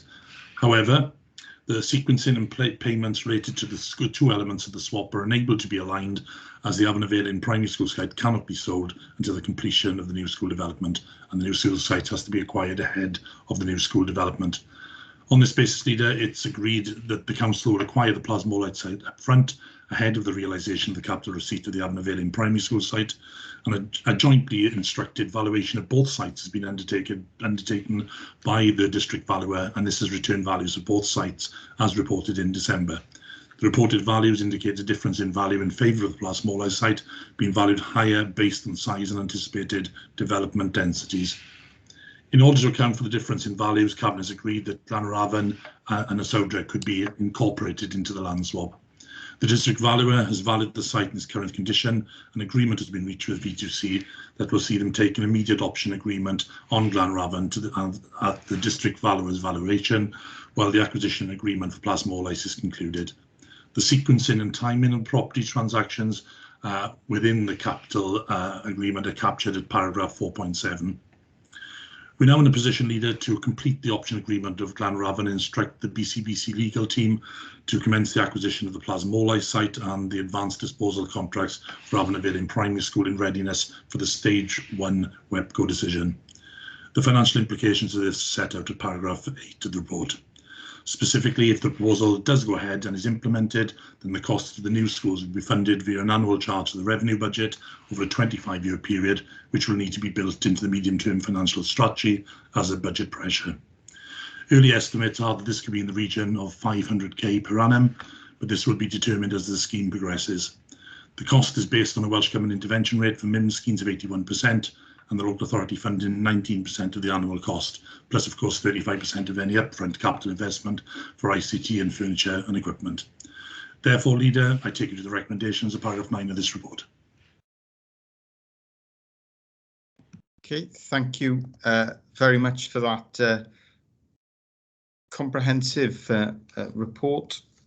Lindsay, Councillor Smith, please. Thank you, Leader. As listeners will have noticed, this is a highly technical matter.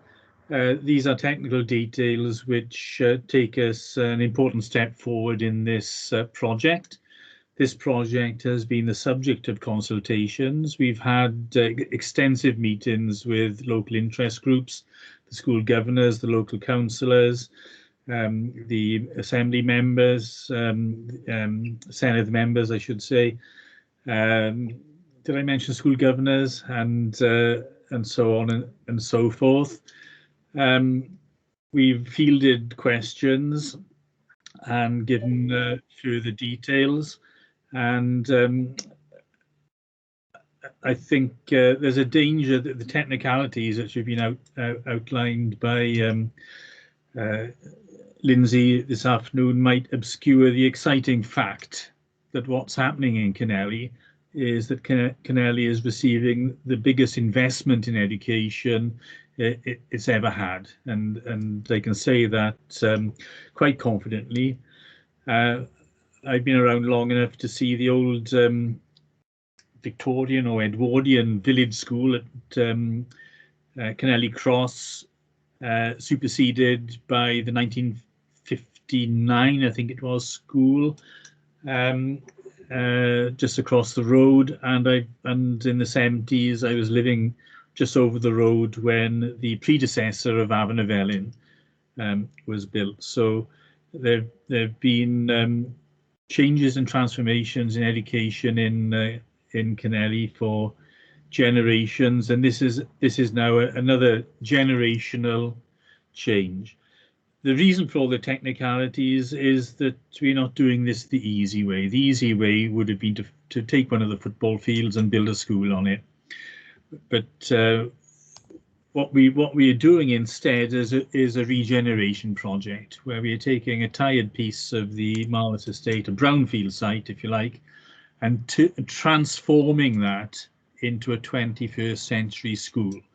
And people who haven't been inside one of our 21st century new schools need to do that to realise what a transformational effect that has on the inside environment of the building, but also the external environment of the building and the way that that building fits into the landscape and benefits the street scene and the residents all around. And we've got some examples of that at Pencode and Isaudra and in Betws, which people can go and look at if they want some exemplars of that transformation.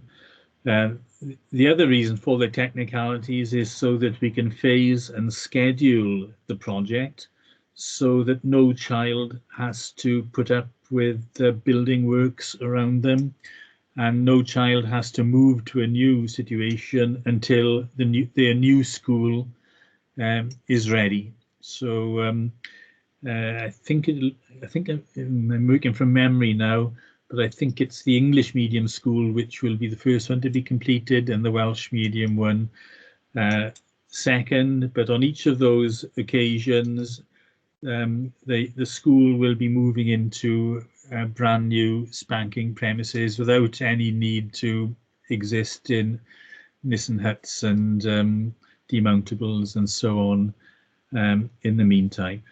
As far as the Welsh medium school is concerned, I'd like to stress once again that this does not replace our ambitions for Porthcawl. We will be talking about some ambitions for Porthcawl later on. This is an additional investment alongside the Porthcawl investment. So on that basis, I propose that we move ahead and adopt the recommendations, Leader. Okay, thank you very much for that, Councillor Smith. It is indeed the biggest single investment in primary education in the history of Kennelly, and it's one of the biggest ever investments in primary education anywhere in the county borough in one place. Councillor Baldwin is next, please. Thank you, Leader. And it's just the use of terminology in the report where it talks in 4.4 in relation to a land swap. And it's just so that to be, just for myself and for others to be clear, this isn't technically a land swap, though, because the local authority is still having to purchase the land at the value, which is different to the other piece of land that Valleys to Coast are purchasing from us. It's just for clarity on that, so that people don't think that it is just a straight swap. Thank you. And another important point around this is that the land values will, of course, be assessed by the district valuer independently, and that provides complete reassurance to to the public and to anyone who's interested in the process by which the value of the parcels of land has been established. So it's fair to both organisations. It's fair to the tenants. It's fair to the taxpayer as well. Councillor Smith, please.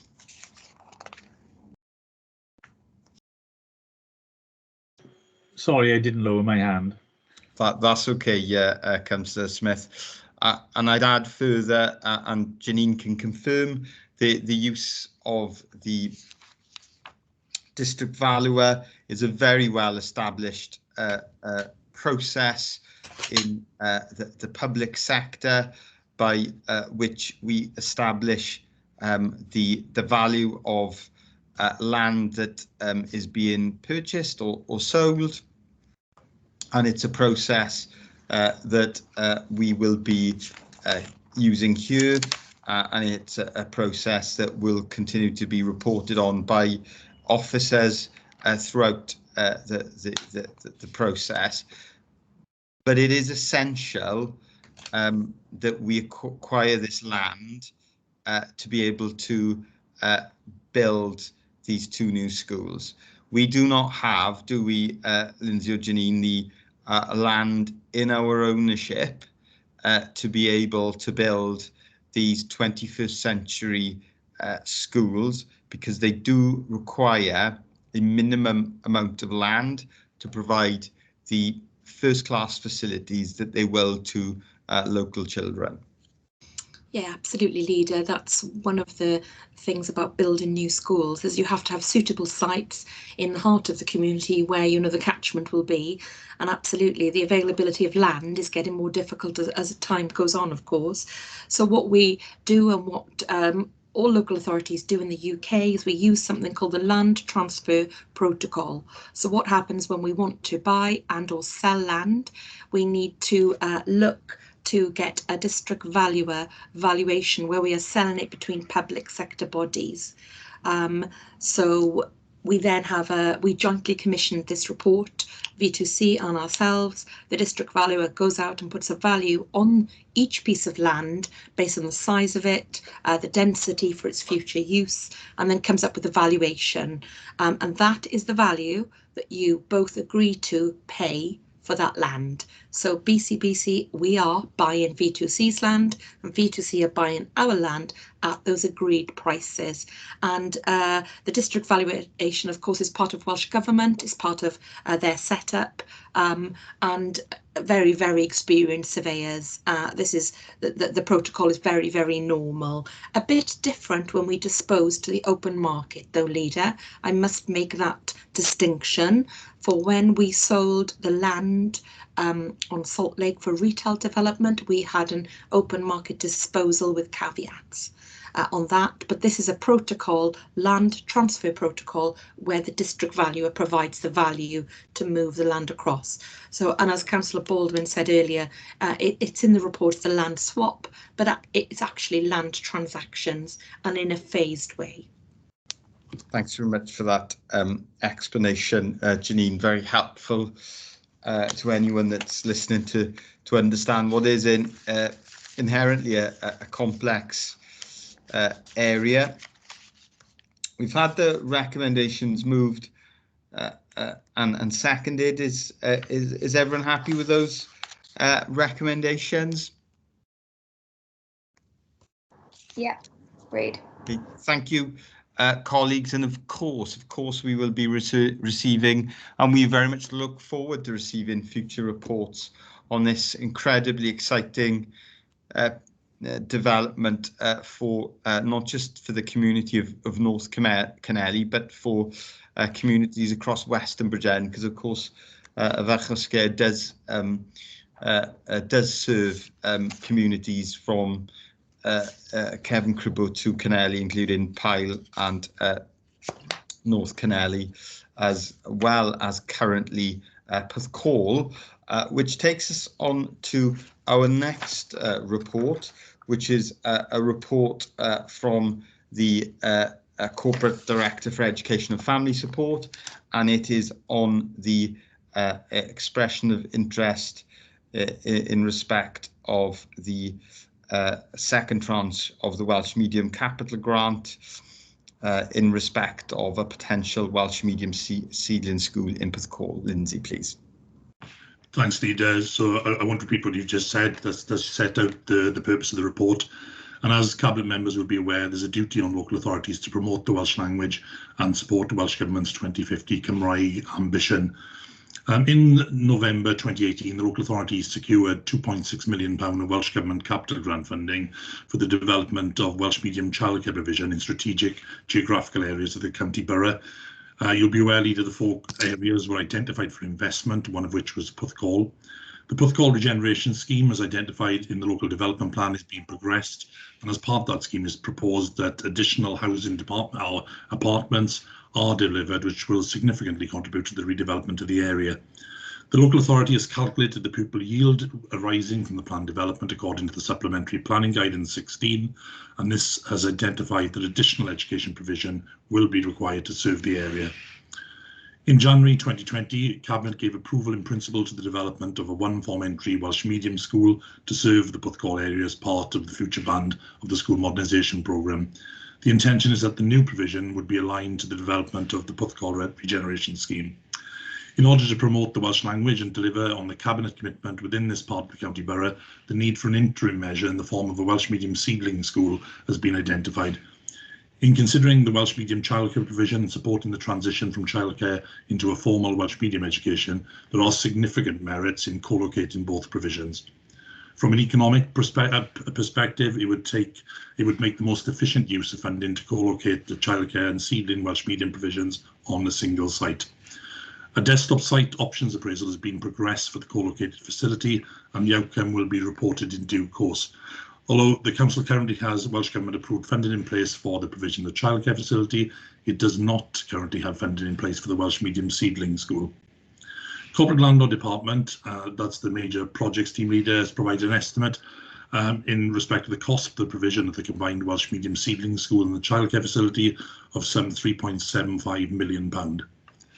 As Welsh Government funding of 500k is already in place for the Welsh medium childcare scheme, in order to deliver the scheme, the shortfall will have to be met, and that would be £3.25 million. In March 2021, Welsh Government announced an additional £30 million to develop Welsh medium education across Wales. Welsh Government has asked local authorities to submit expressions of interest in the first instance and has advised that in addition to the 100% capital grant funded concept, there may be opportunities for revenue funding of up to 2 years to support capital projects. Should the application for grant funding be successful, the establishment of a seedling school would require a statutory process under the School Organisation Code and would be dependent on future Cabinet decisions. The currently estimated cost for the provision of combined Welsh medium and seedling school childcare facility of £3.75 million includes an element of 150k for anticipated highways works. The full extent of the highways works required for the proposed scheme will not be known until a transport assessment is undertaken at detailed design stage. Welsh Government currently only grants funds construction within the curtilage of the development site, and they do not grant fund highway works falling outside site boundaries. Consequently, the BCBC would be required to fund any necessary highways works falling beyond the site boundary. Hopefully that's provided you with a summary of the paper, Leader, and I take you to the recommendations now at paragraph 9. Okay, thank you very much for that, Lindsay, and I will bring in Councillor Smith, please. Again, I have no hesitation at all in recommending that Cabinet adopts the recommendations. Listeners or people following the recording of this meeting might wonder what is meant by a seedling school. There is some information on the Welsh Government website about that, which is worth looking at, but it is just basically just a starter, getting Welsh medium education started in a particular location.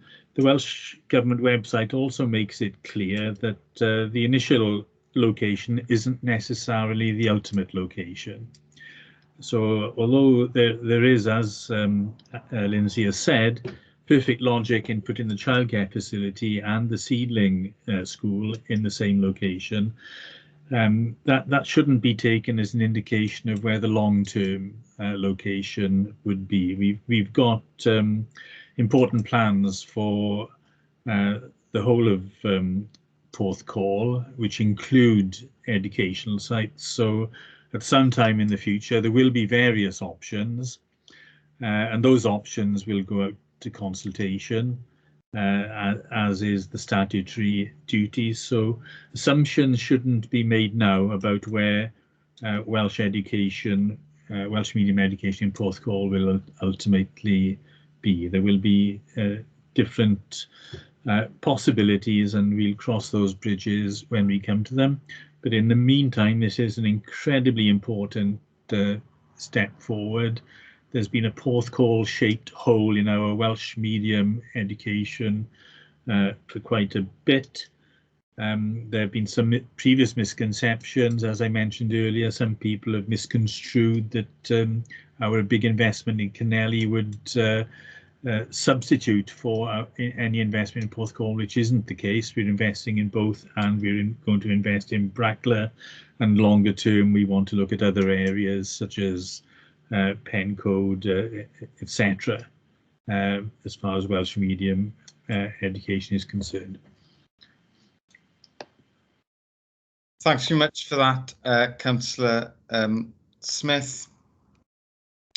And I'd certainly echo your comments about this proposal. It is very, very exciting news. I know it's been a long-held dream of many in the Welsh medium education family of Bridgend County Borough that we develop our first ever Welsh medium school in the town of Porthcawl to support the development of Welsh primary education there, because currently children have to be transported out of the town to receive education. Undoubtedly, having a school in the town will make a huge difference to provision and the take-up. And so I'm thrilled that we have this proposal before us today, because it is potentially a multi-million pound investment in Welsh medium education in Porthcawl. I can see that Councillor Patel wants to come in, so I will bring her in next, please. Thanks, Leader. I'm very supportive of this. I think it's always good to see the authority investing in supporting the Welsh language and growing the Welsh language. And I do think this proposal is something that will help with that. I just wanted to know, being a bit of a realist, what the odds were in relation to us being able to access the fund, because obviously it's not a done deal. We are expressing an interest to Welsh Government, and there's a lot, I guess, of competition on a £30 million fund. So just wondered if Lindsay was able to give us any insight as to whether or not it's like hotly contested and what our odds are. Thanks, Councillor Patel. Obviously, sorry, Leader. Yes, it's a very difficult question. Obviously, Councillor Patel, we've identified this pot of money has been made available by Welsh Government. I fully expect my colleagues and other local authorities will be equally interested in doing this. The one thing I can say is that a paper that we'll be bringing to Cabinet later this afternoon is in regard to our Welsh and Education strategic proposals. Now, this is our longer term proposals with regard to Welsh language development over 10 years for the county.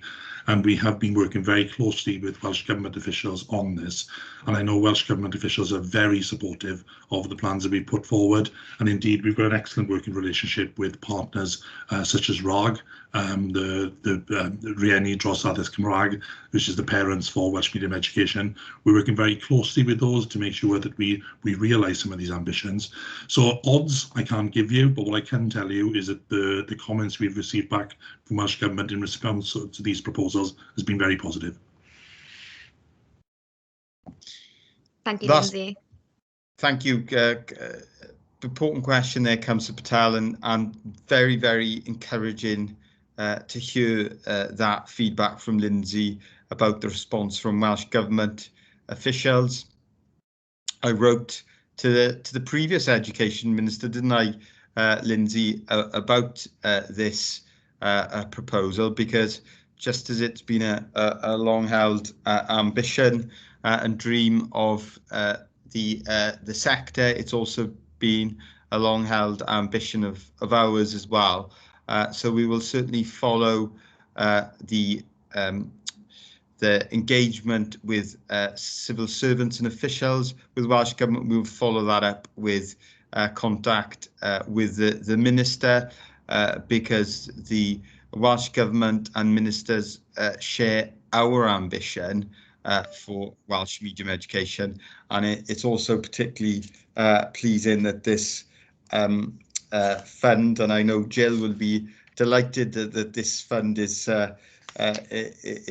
providing 100% funding, so that is very, very good news. So I knew I'd get a smile from Jill on that one. So thank you, colleagues. It's been moved and seconded. Everyone in agreement? Agreed.